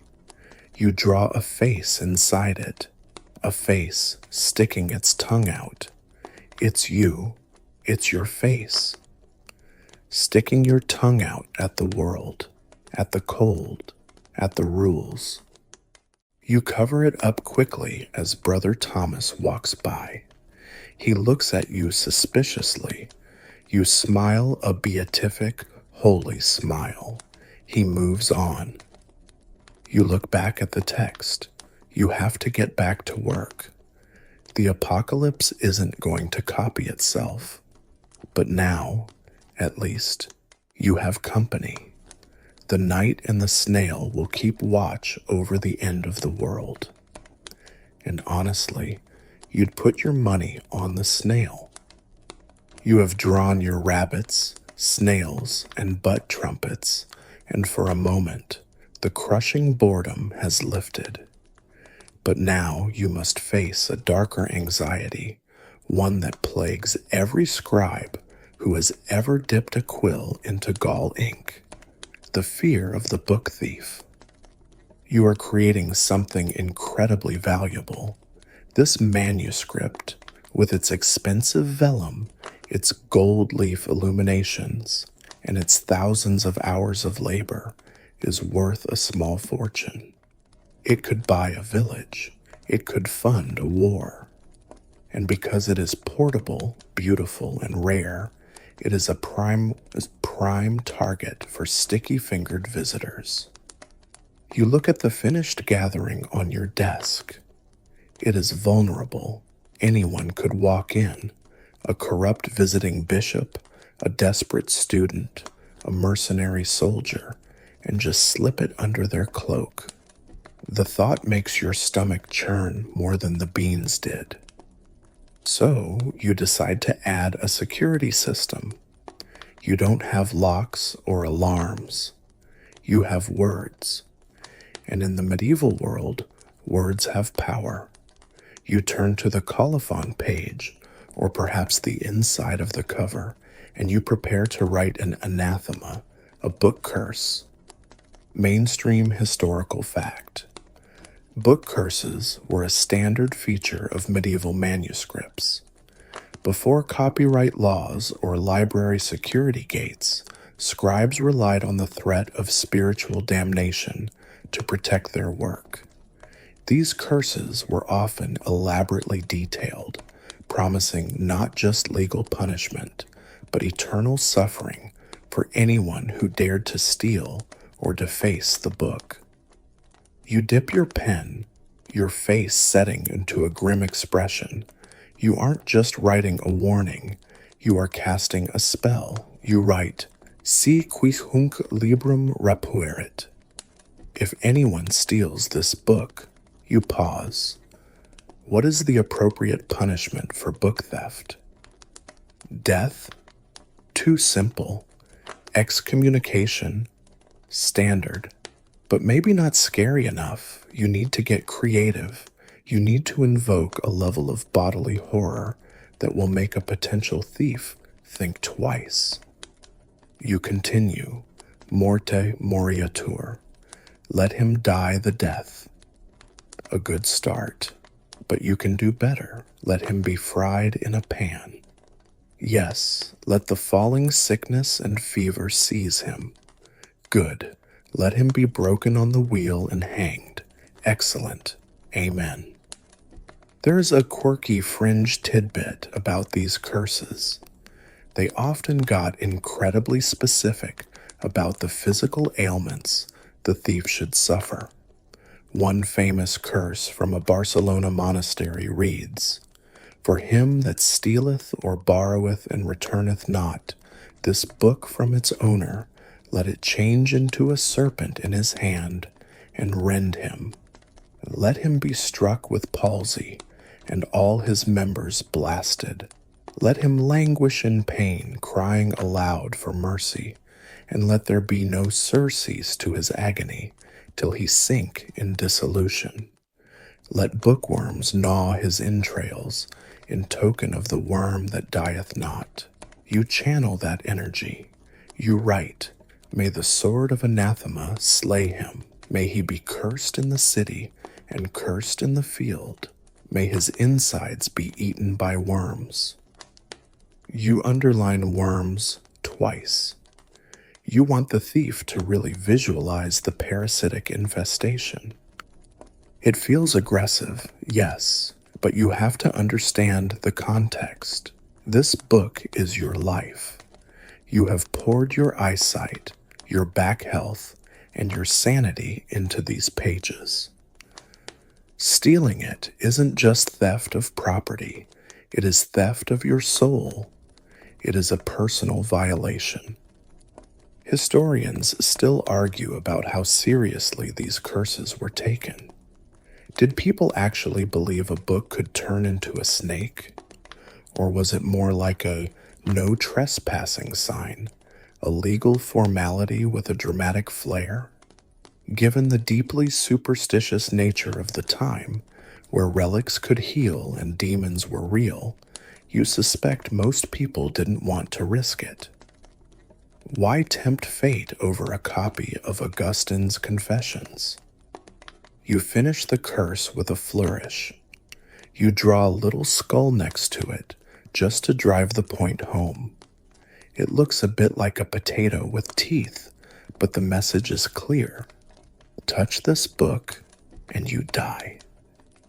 You feel a sense of grim satisfaction. You have done your part. You have built a wall of words around your work. It is a magical ward, a psychic fence. You imagine a thief reaching for the book, reading your curse and recoiling in terror, clutching his stomach as phantom worms begin to gnaw. Take that, you whisper. But then a new worry creeps in. What if the thief can't read? It is a valid concern. Literacy is low. A thief might steal the book just for the jeweled cover or to scrape the ink off and reuse the vellum. If he can't read the Latin curse, he won't know he's been damned. He will just be a illiterate thief with a slight tummy ache. You sigh. You add a drawing of a man hanging from a gallows. Universal language. You lean back, looking at your handiwork. The curse takes up half a column. It is filled with venom and spite. It stands in stark contrast to the gentle words of the gospel on the facing page. Love thy neighbor, says the text. May thy neighbor's eyes be pecked out by crows if he touches my stuff, says the margin. It is a contradiction, but a necessary one. You are a guardian of knowledge, and guardians need weapons. Your weapon is fear. You close the book for a moment, resting your hand on the cover. It feels heavy, solid. It is safe. For now, you have done what you can. You have invoked God, the devil, and the intestinal parasites. If that doesn't stop them, nothing will. You open the book again. The curse stares back at you, angry and black. You feel a little better. You dip your pen back to the holy words, back to the light, but you keep one eye on the door, just in case. You have cursed the thieves, poisoned the rats, metaphorically, and doodled enough rabbits to populate a small woodland. But now, you must return to the primary source of your suffering, the exemplar. The exemplar is the book you are copying from. In a perfect world, it would be a pristine, legible masterpiece, written by a scribe with the steady hand of an angel. In reality, the book propped up on the lectern next to you looks like it was written by a drunken spider that fell into an inkwell and then walked across the page during an earthquake. You squint at the text. The manuscript you are copying is old.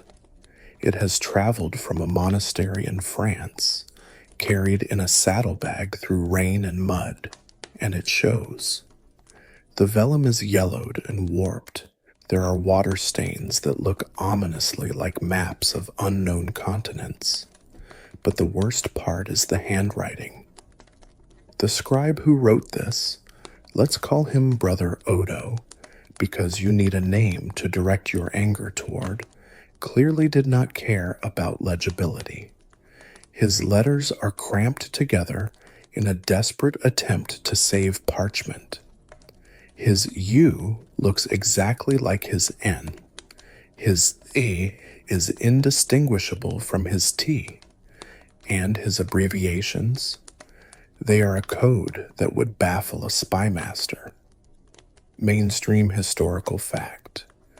Medieval scribes used a massive system of abbreviations to save time and space.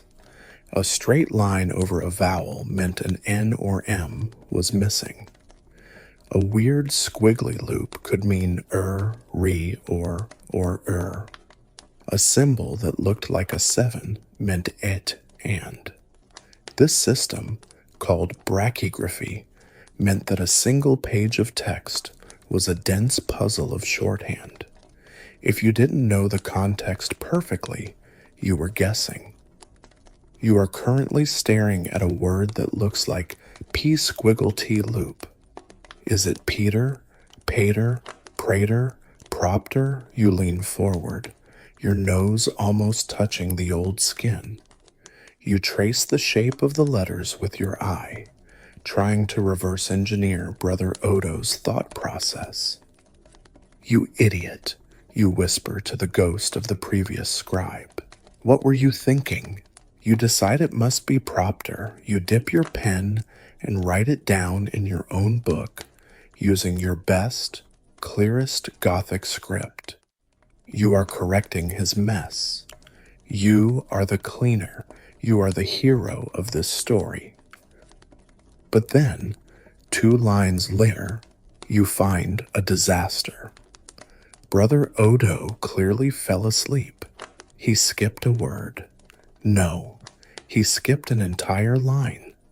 The sentence jumps from, "And the Lord said to Moses," directly to, "Thou shalt not boil a kid in its mother's milk," missing about 3 commandments in between. You freeze. This is a crisis. You are supposed to copy verbatim.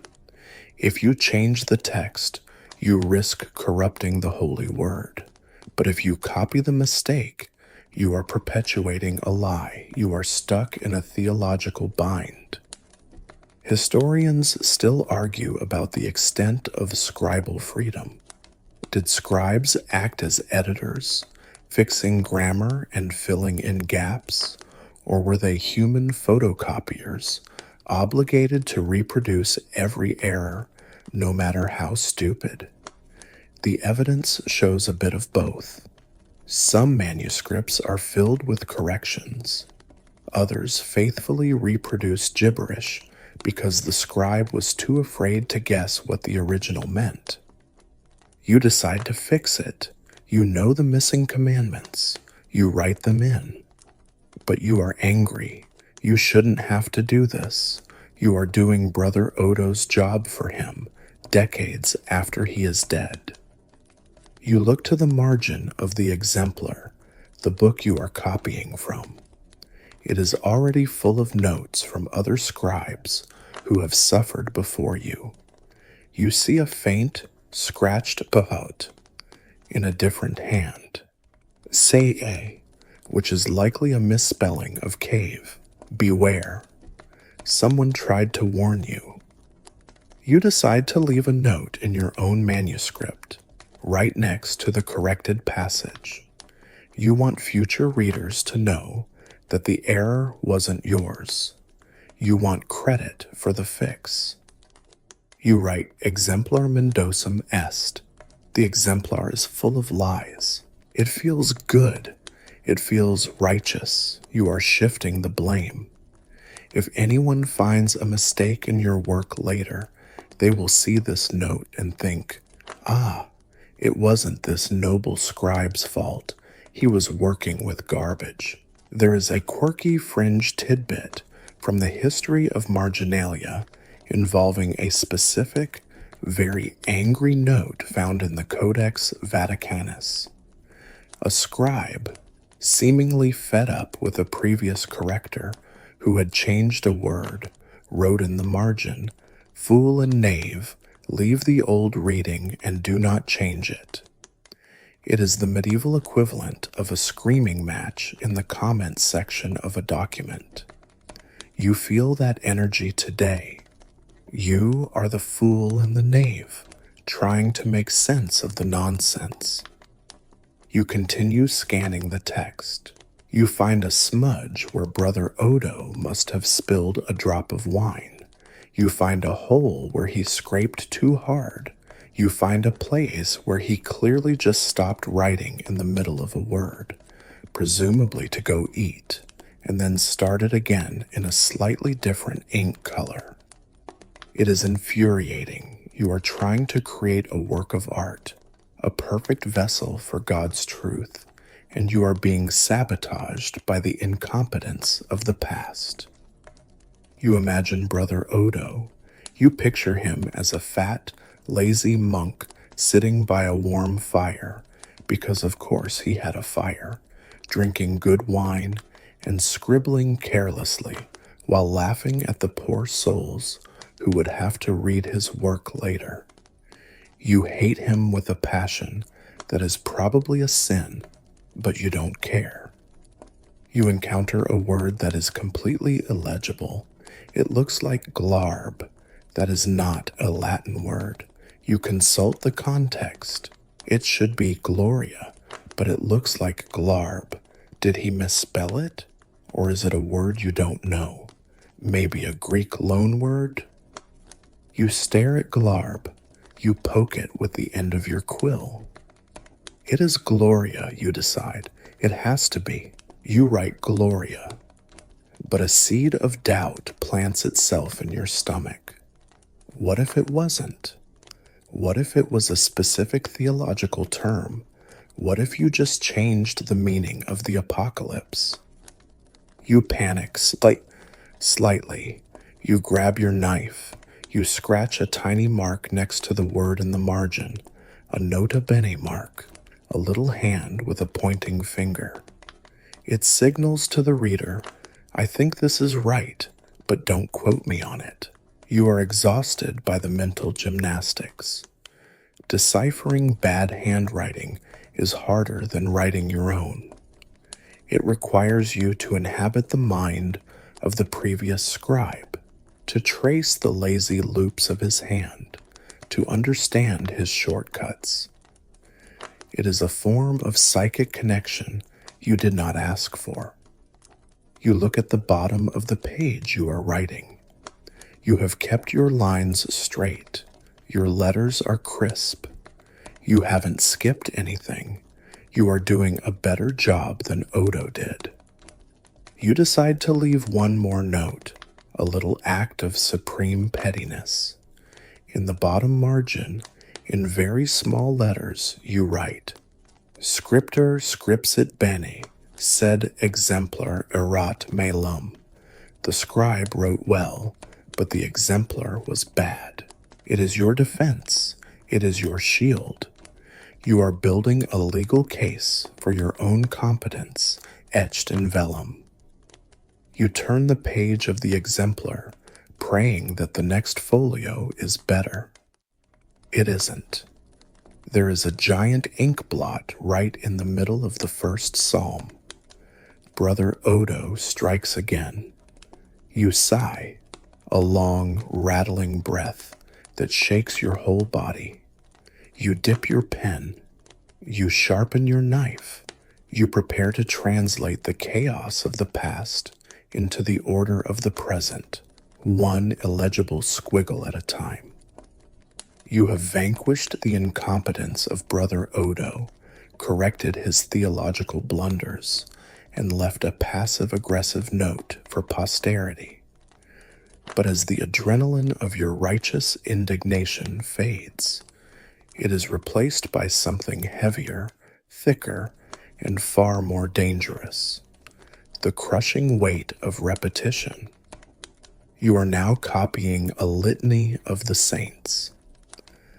This is a prayer that consists of a list of names followed by the phrase, ora pro nobis, pray for us.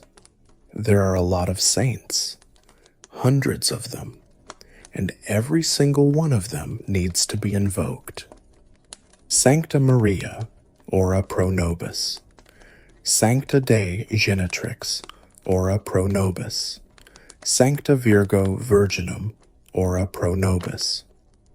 You write the words ora pro nobis again, and again, and again. The phrase begins to lose all meaning.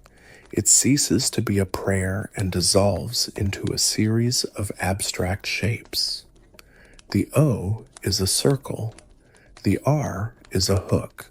The A is a pot-bellied little creature leaning against a wall. Your hand moves on autopilot, a detached machine performing a loop. You find yourself resenting the saints.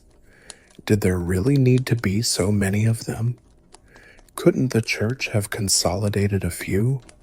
Maybe just a general all-purpose saint to cover the minor ones? You feel a flash of guilt for the thought, but it is quickly smothered by the gray fog of boredom. This is the demon of acedia. Mainstream historical fact. Medieval monks identified a specific spiritual danger called acedia, often described as the noonday demon. It was a state of listlessness, apathy, and spiritual exhaustion that struck during the monotony of monastic life. It wasn't just boredom, it was a sin, a failure of the will to engage with the divine. It is the feeling that makes you want to lie down on the flagstones and never get up again. You feel the noonday demon sitting on your eyelids. They are heavy, made of lead. You blink, and it takes a full second to open your eyes again. The room swims. The candle flame blurs into a long, streaky star. You are entering the dangerous borderland between consciousness and sleep, the hypnagogic state where logic fails and dreams begin to leak into reality. You shake your head violently, your cheeks flapping slightly. You cannot fall asleep. If you nod off, your head will drop. If your head drops, your chin will hit your chest. If your chin hits your chest, your hand will jerk. And if your hand jerks, the quill, which is currently hovering over the name of Saint Bartholomew, will skitter across the page and draw a line right through the holy martyr's face. You cannot martyr him twice. You try to engage your mind. You look at the names: Sanctus Michael, Sanctus Gabriel, Sanctus Raphael, the archangels. They are easy, but then you get into the obscure local saints. Sanctus Gudula, Sanctus Ursmer. Who are these people? You have never heard of them. You suspect the previous scribe made some of them up just to fill space. Historians still argue about the cognitive state of medieval scribes during this repetitive work. Some scholars propose that the rhythmic nature of copying induced a flow state akin to deep meditation, a form of active prayer where the scribe became one with the word. Others argue, based on the sheer volume of errors and grumpy marginalia that it was mostly just mind-numbing drudgery that led to a zombie-like dissociation. Right now, you are definitely feeling more zombie than zen. To keep yourself awake, you start playing mental games. You count the number of times the letter E appears in a line. You try to write a whole word without lifting the pen from the page, which is strictly forbidden in Gothic script, but gives you a tiny thrill of illicit fluidity. You imagine what the saints looked like. Saint Denis carrying his own head. That's a good image to wake you up. But the monotony is relentless. Ora pro nobis. Ora pro nobis. It is the heartbeat of the monastery, a slow, thumping rhythm that lulls you toward oblivion. You look to the margin again. You need to use your knife, not to scrape, but to play. You start tapping the tip of the knife against the wood of the desk. Tap, tap, tap. The sound is sharp and irritating. It helps. Then you decide to write a pen trial, a probatio penne. Scribes often scribbled nonsense in the margins to get the ink flowing or to test a new nib cut. Usually, it looks like probation or endless loops, but sometimes it is a cry for help. You dip your pen and write in the far right margin where the skin is rough and hairy, valde dubium est. It is very doubtful. Doubtful that you will finish. Doubtful that you are awake. Doubtful that St. Ursmer actually exists.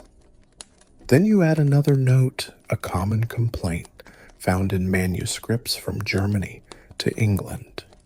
Scribere qui nescit nullum putat esse laborum. He who does not know how to write thinks it is no labor. It is a direct message to the illiterate knights and peasants who might look at a monk sitting in a chair and think, wow, what a cushy job. You want them to know the truth. You want them to know about the back pain, the eye strain, the struggle to keep your soul inside your body when it desperately wants to float away to napland. You dip the pen again. You have reached the virgins, Sancta Agnes, Sancta Lucia, Sancta Caecilia, the list goes on. You feel a cramp starting in your forearm, the muscles locking up in protest against the repetitive motion. You pause to stretch, extending your arm and pulling your fingers back. A loud crack echoes from your wrist. It sounds like a dry twig snapping. Bless you, whispers Brother Thomas, without looking up. He thinks you sneezed. You don't correct him. There is a quirky fringe tidbit about ditography, a specific type of error caused by this exact kind of boredom. It is when a scribe repeats a letter, a word, or even a whole line because their brain has stalled. You stare at the page. Have you written Sancta Agatha twice? You squint. No. One is Agatha, one is Agnes. They just look very similar when your eyes are crossing. You exhale. Close call. You look at the candle. It has burned down significantly. The pool of melted tallow is dangerously close to the edge of the holder. It measures time better than any clock. You calculate you have maybe an hour left before the bell rings for Vespers. Just 1 hour. But in the grip of acedia, an hour feels like a geological epoch. You feel your head dip, just a fraction of an inch, a microsleep. You jerk upright, your heart hammering. You almost lost it. You almost face planted into the wet ink. You need a shock. You reach under your tunic and pinch the skin of your own arm hard. The sharp pain cuts through the fog. You are awake. You are alive. You are miserable, but you are conscious. Focus on the letters, you tell yourself. Look at the negative space. Look at the beauty of the geometry. You force yourself to admire the architecture of the letter G, the way the bottom loop closes up to touch the header line. It is a masterpiece of design. It is also the 4,000th G you have written this week. You dip the quill. The ink is getting thick again, dregs at the bottom of the horn. You stir it with the tip of the pen. Ora pro nobis. You write it again, and as you do, you realize that in a way, you are praying. You are praying for the end of the page. You are praying for the end of the day.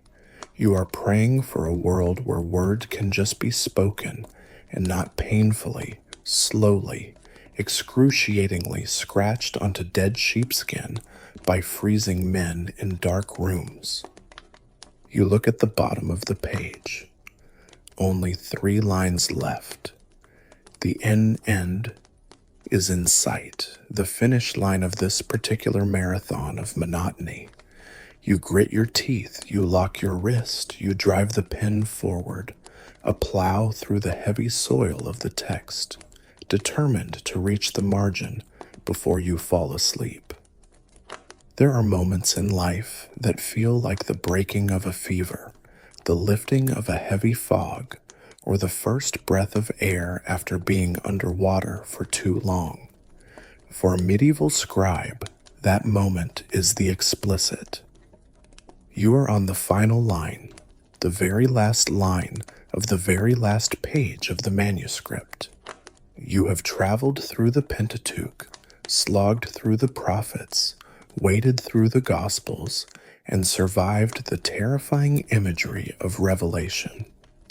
You have written hundreds of thousands of words. You have sharpened your quill thousands of times. You have consumed gallons of small beer and enough bean stew to propel a windmill. And now there is only white space left. Your hand is trembling, not from cold this time, but from adrenaline. This is the most dangerous moment of the entire process. If you make a mistake now, if you spill the ink, misspell the final amen, or drop your knife, you ruin the entire final folio. You would have to scrape it down and start the whole page over. The thought makes your stomach clench tight enough to crack a walnut. You dip the pen one last time. You take a breath that rattles in your chest. You write the final amen. You add a decorative flourish to the N, a long, sweeping tail that curls underneath the word like a satisfied cat. It is done. The text of the Holy Scripture is complete. But you aren't finished. You cannot just leave it there. You need to sign off. You need to close the loop. In the modern world, books end with a blank page, or maybe an ISBN number. In the Middle Ages, they ended with the explicit. Mainstream historical fact. The word explicit is actually an abbreviation of the Latin phrase explicitus est liber, meaning the book is unrolled. It is a holdover from the days of scrolls, when finishing a book literally meant unrolling the scroll to its end. Even though you are writing in a codex, a book with pages, the terminology stuck, a linguistic ghost of a technology that hasn't been used for centuries. You drop down a few lines, leaving a respectful gap after the holy text. Now the voice changes. It is no longer the voice of God or the apostles. It is your voice. It is the voice of the tired, hungry, freezing man who who has been chained to this desk for months. You write, explicit hawk totem, here ends the whole thing. But that's too dry. You need to express your feelings. You need a reward. And since the abbot isn't walking by to hand you a bag of gold, you have to ask for it in ink. You scratch out a classic colophon, one found in manuscripts from France to Germany. Finito libro sit laus et gloria Christo. The book is finished. Praise and glory be to Christ. That's the pious part. That's for the boss. Now for the real request. You dip the pen again, a mischievous glint in your tired eyes. You write, qui scripsit scribat, semper cum domino vivat. Vivat in caelis, et bibat in tavernis. May he who wrote this write on again, and may he always live with the Lord. May he live in the heavens, and may he drink in the taverns. There it is. The priority list, heaven first, pub second, but a very close second. You aren't done. You feel a surge of creative energy now that the pressure of perfection is off. You decide to add a specific request for your immediate needs. You write, Detur pro penna scriptori pulchra puella. For the pen, let the scribe be given a beautiful girl. You pause. That might be pushing it. You are a monk, after all. The abbot might actually read this one. You scrape it out quickly, leaving a smudge of regret. You replace it with something more acceptable, but equally desperate. Vinum scriptori debitur, wine is owed to the scribe. There is a quirky fringe tidbit about these colophons. They often reveal the specific type of wine the scribe wanted. Some asked for good wine, others for sweet wine, and some specifically requested wine from a certain region. One scribe famously wrote, "Let the scribe be given a cow." Historians are still baffled by that one. Was he hungry? Did he want to start a dairy farm? Or was cow medieval slang for a keg? We may never know. You lean back, looking at your work. The final page is a mix of sacred closure and petty begging. It is perfect. It captures the duality of your existence, half in the spirit, half in the stomach. Historians still argue whether these requests were actually fulfilled. Did the librarian come around at the end of a project with a jug of wine and say, "Good job, brother"? Or were these colophons just literary tropes, inside jokes shared among scribes who knew they would never get anything but more beans? You suspect it is the latter, but hope springs eternal. You wipe your quill for the last time. You don't sharpen it. You leave it dull and stained, a soldier retiring from the battlefield. You sheath your knife. You close the inkhorn. The silence in the room feels different now. It isn't oppressive. It is respectful. The air seems to vibrate with the cessation of your labor. You look at the stack of gatherings, the quires that make up the book. They are sitting there, a messy, unbound pile of sheepskin that contains the secrets of the universe. Soon, they will be sent to the bindery. They will be sewn onto cords, attached to heavy wooden boards, and covered in leather. Maybe someone will add brass clasps or jewels. But right now, they are just yours. You feel a strange emotion welling up in your chest. It isn't just relief. It is grief. You have hated this book. You have cursed it. You have wished fire upon it. But you have also lived with it every day for a year. You know the texture of every page, the shape of every letter. You have breathed your life into it, and now it is leaving you. It is a form of postpartum depression specific to the scriptorium. You are empty. You have poured yourself out onto the vellum, and now you are just a shell in a wool tunic. It is finished, you whisper. It is the same thing Christ said on the cross, which feels a bit dramatic for finishing a book, but you feel the parallel is justified. You have suffered your own passion of the back and the eyes. You stand up, your knees lock, your hips pop loud enough to startle the cat, who has woken up and is now watching you with suspicion. You stretch your arms over your head, feeling the vertebrae realign. You are taller than you were when you sat down, or at least it feels that way. You look at the window. The sun is setting again, the eternal cycle continuing. But for you, the cycle has broken. Tomorrow, you will not open to the book of Psalms. Tomorrow, you might start something new. Or maybe, just maybe, the abbot will let you work in the garden for a week.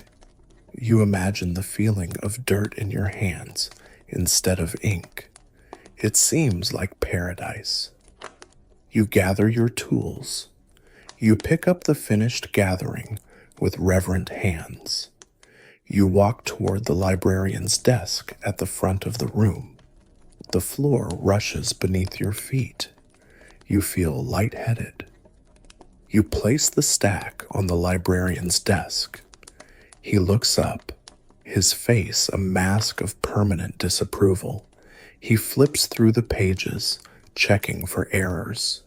He pauses at the cat paw print flower. He squints. He looks at you. You smile innocently. He grunts and turns the page. He reaches the end. He reads the colophon. Wine is owed to the scribe. He looks at you over his spectacles. Wine, he says flatly. In Lent, it was a metaphorical wine, Father, you lie smoothly. The wine of spiritual satisfaction. He snorts. But there is a glint in his eye. He reaches under his desk and pulls out a small, stoppered clay jug. He slides it across the wood toward you. A spiritual satisfaction, he says. Take it to your cell. Do not let the novices see. You grab the jug. It is heavy. It sloshes. You bow, deeper than you have ever bowed before. Deo gratias, you whisper. You turn and walk out of the scriptorium. The cold air of the cloister hits you, but you don't feel it. You have finished the book. You have the wine. You have survived the Middle Ages for one more day. You walk through the darkened cloisters, the small clay jug of wine heavy and cool in your hands. The stone floor is uneven beneath your sandals, worn smooth by the passage of thousands of feet over hundreds of years, a slow geological erosion caused by prayer and pacing. The air here is still freezing, a trapped pocket of winter that lives in the heart of the abbey, but the anticipation of the wine creates a small internal hearth in your chest. You reach your cell. It is a tiny, unadorned box, barely large enough for a sleeping pallet and a wooden stool. It is not comfortable, but it is private. Privacy is the rarest commodity in the monastery, even scarcer than meat or warmth. You set the jug down on the floor and sit on the edge of your mattress. The straw rustles, a familiar, dry sound that signals the end of the labor. You think back to the manuscript you left on the librarian's desk. It is no longer a collection of loose skins. It is a book, or it will be soon. Tomorrow or next week, it will go to the bindery. The brothers there will sew the gatherings onto thick cords of hemp. They will thread the cords into boards of oak or beech, heavy planks that will serve as the book's armor. They will stretch leather over the wood, maybe pigskin, maybe deer, and stamp it with heated metal tools to create patterns of endless knots. They might add metal corner pieces to protect it from bumping against the shelf, and heavy brass clasps to keep it shut tight, forcing the parchment to lie flat against its will. Mainstream historical fact. In the later Middle Ages, books were so valuable that they were often literally chained to the shelves. This system, known as a liber catenatus, involved attaching a heavy iron chain to a staple on the book's cover, which then ran to a metal rod on the lectern or shelf. It made reading a bit like walking a very heavy dog, but it prevented the book from walking away in the sleeve of a visiting scholar. You imagine your book, your life's work, chained to a desk in the library. It feels like a prisoner, but it also feels safe. It will stay there, anchored by iron and ink, while the world outside changes. Kings will rise and fall. Wars will sweep across the countryside, burning villages and toppling castles. Plagues will come and go, thinning the herd of humanity. But your book will remain. You uncork the jug. The smell of the wine drifts up. It is sharp, fruity, and smells of fermentation and earth. It is not the watered-down vinegar of the refectory. It is the real thing. You take a sip. It hits your tongue with a burst of acidity and sweetness that makes your jaw ache in the most pleasant way possible. You close your eyes. For a moment, you are not in a cold stone box in northern Europe.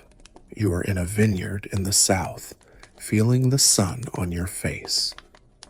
You think about the margins. You think about the snail fighting the night, the rabbit with the axe, the complaints about the cold in the soup. You wonder if anyone will ever see them. Will a reader 100 years from now look at that snail and laugh? Or will they just shake their heads at the foolishness of a monk who couldn't stay focused? Historians still argue about the function of marginalia, whether it was purely decorative, subversive satire, or a memory aid, but they all agree on one thing. It is the only place where the scribe's true voice breaks through. The text belongs to God, but the margins belong to you. You have colonized the edges of the divine with your humanity. You take another drink. The warmth spreads to your stomach, then to your fingers and toes. The ache in your back begins to dull, retreating into a background hum. You feel a heavy, delicious fatigue settling over you. It is the exhaustion of completion. You have run the race. You have fought the fight. You have copied the words. You realize, with a sudden, quiet clarity, that you will be forgotten. Your name isn't on the cover. It isn't even in the text, really. Just buried in a cryptic colophon that most people will skip.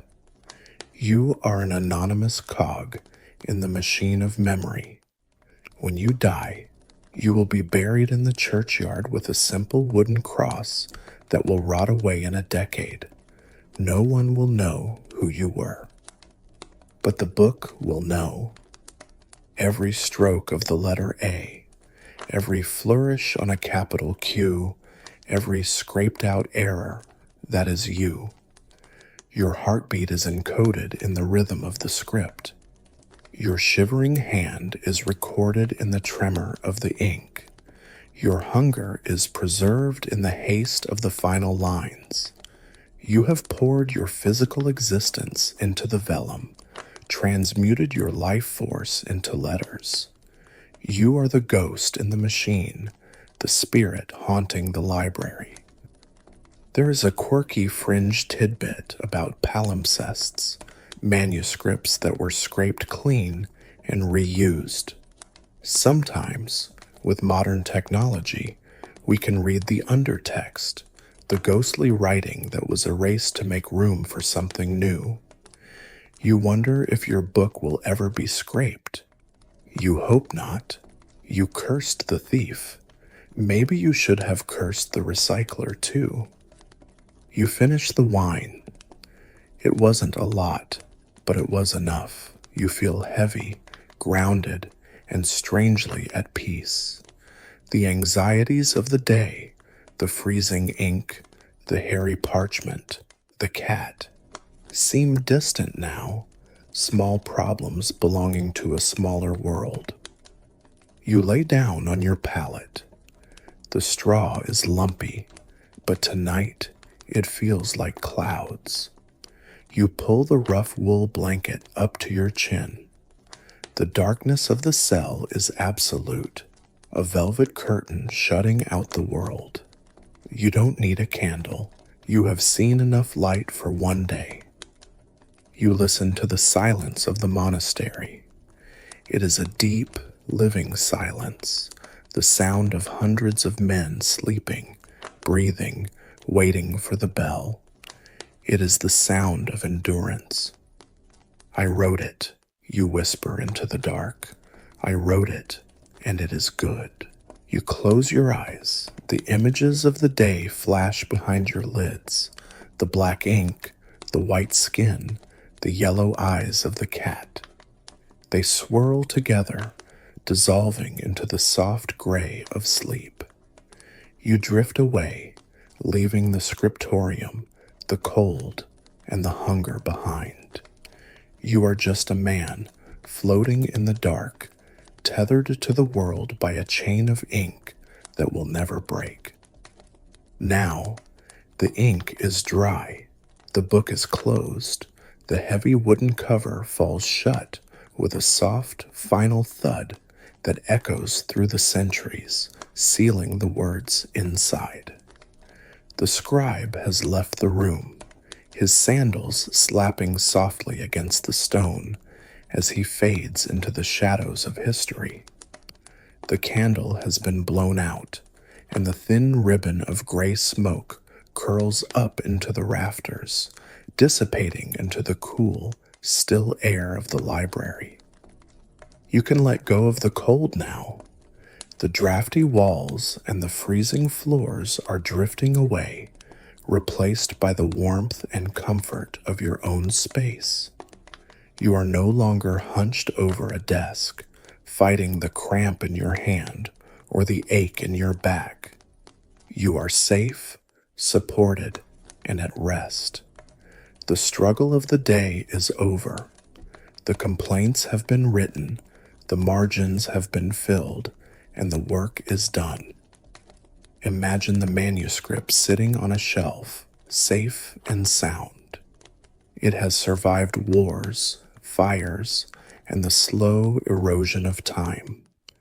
It sits there in the quiet dark, holding the energy of the man who wrote it, his frustration, his humor, his hunger, and his dedication. It is a time capsule of a human soul, waiting patiently for a reader who might not be born for another 1,000 years. But for now, it sleeps, and so can you. The library is silent. The dust motes dance slowly in the moonlight that filters through the high windows. Everything is still. Everything is preserved.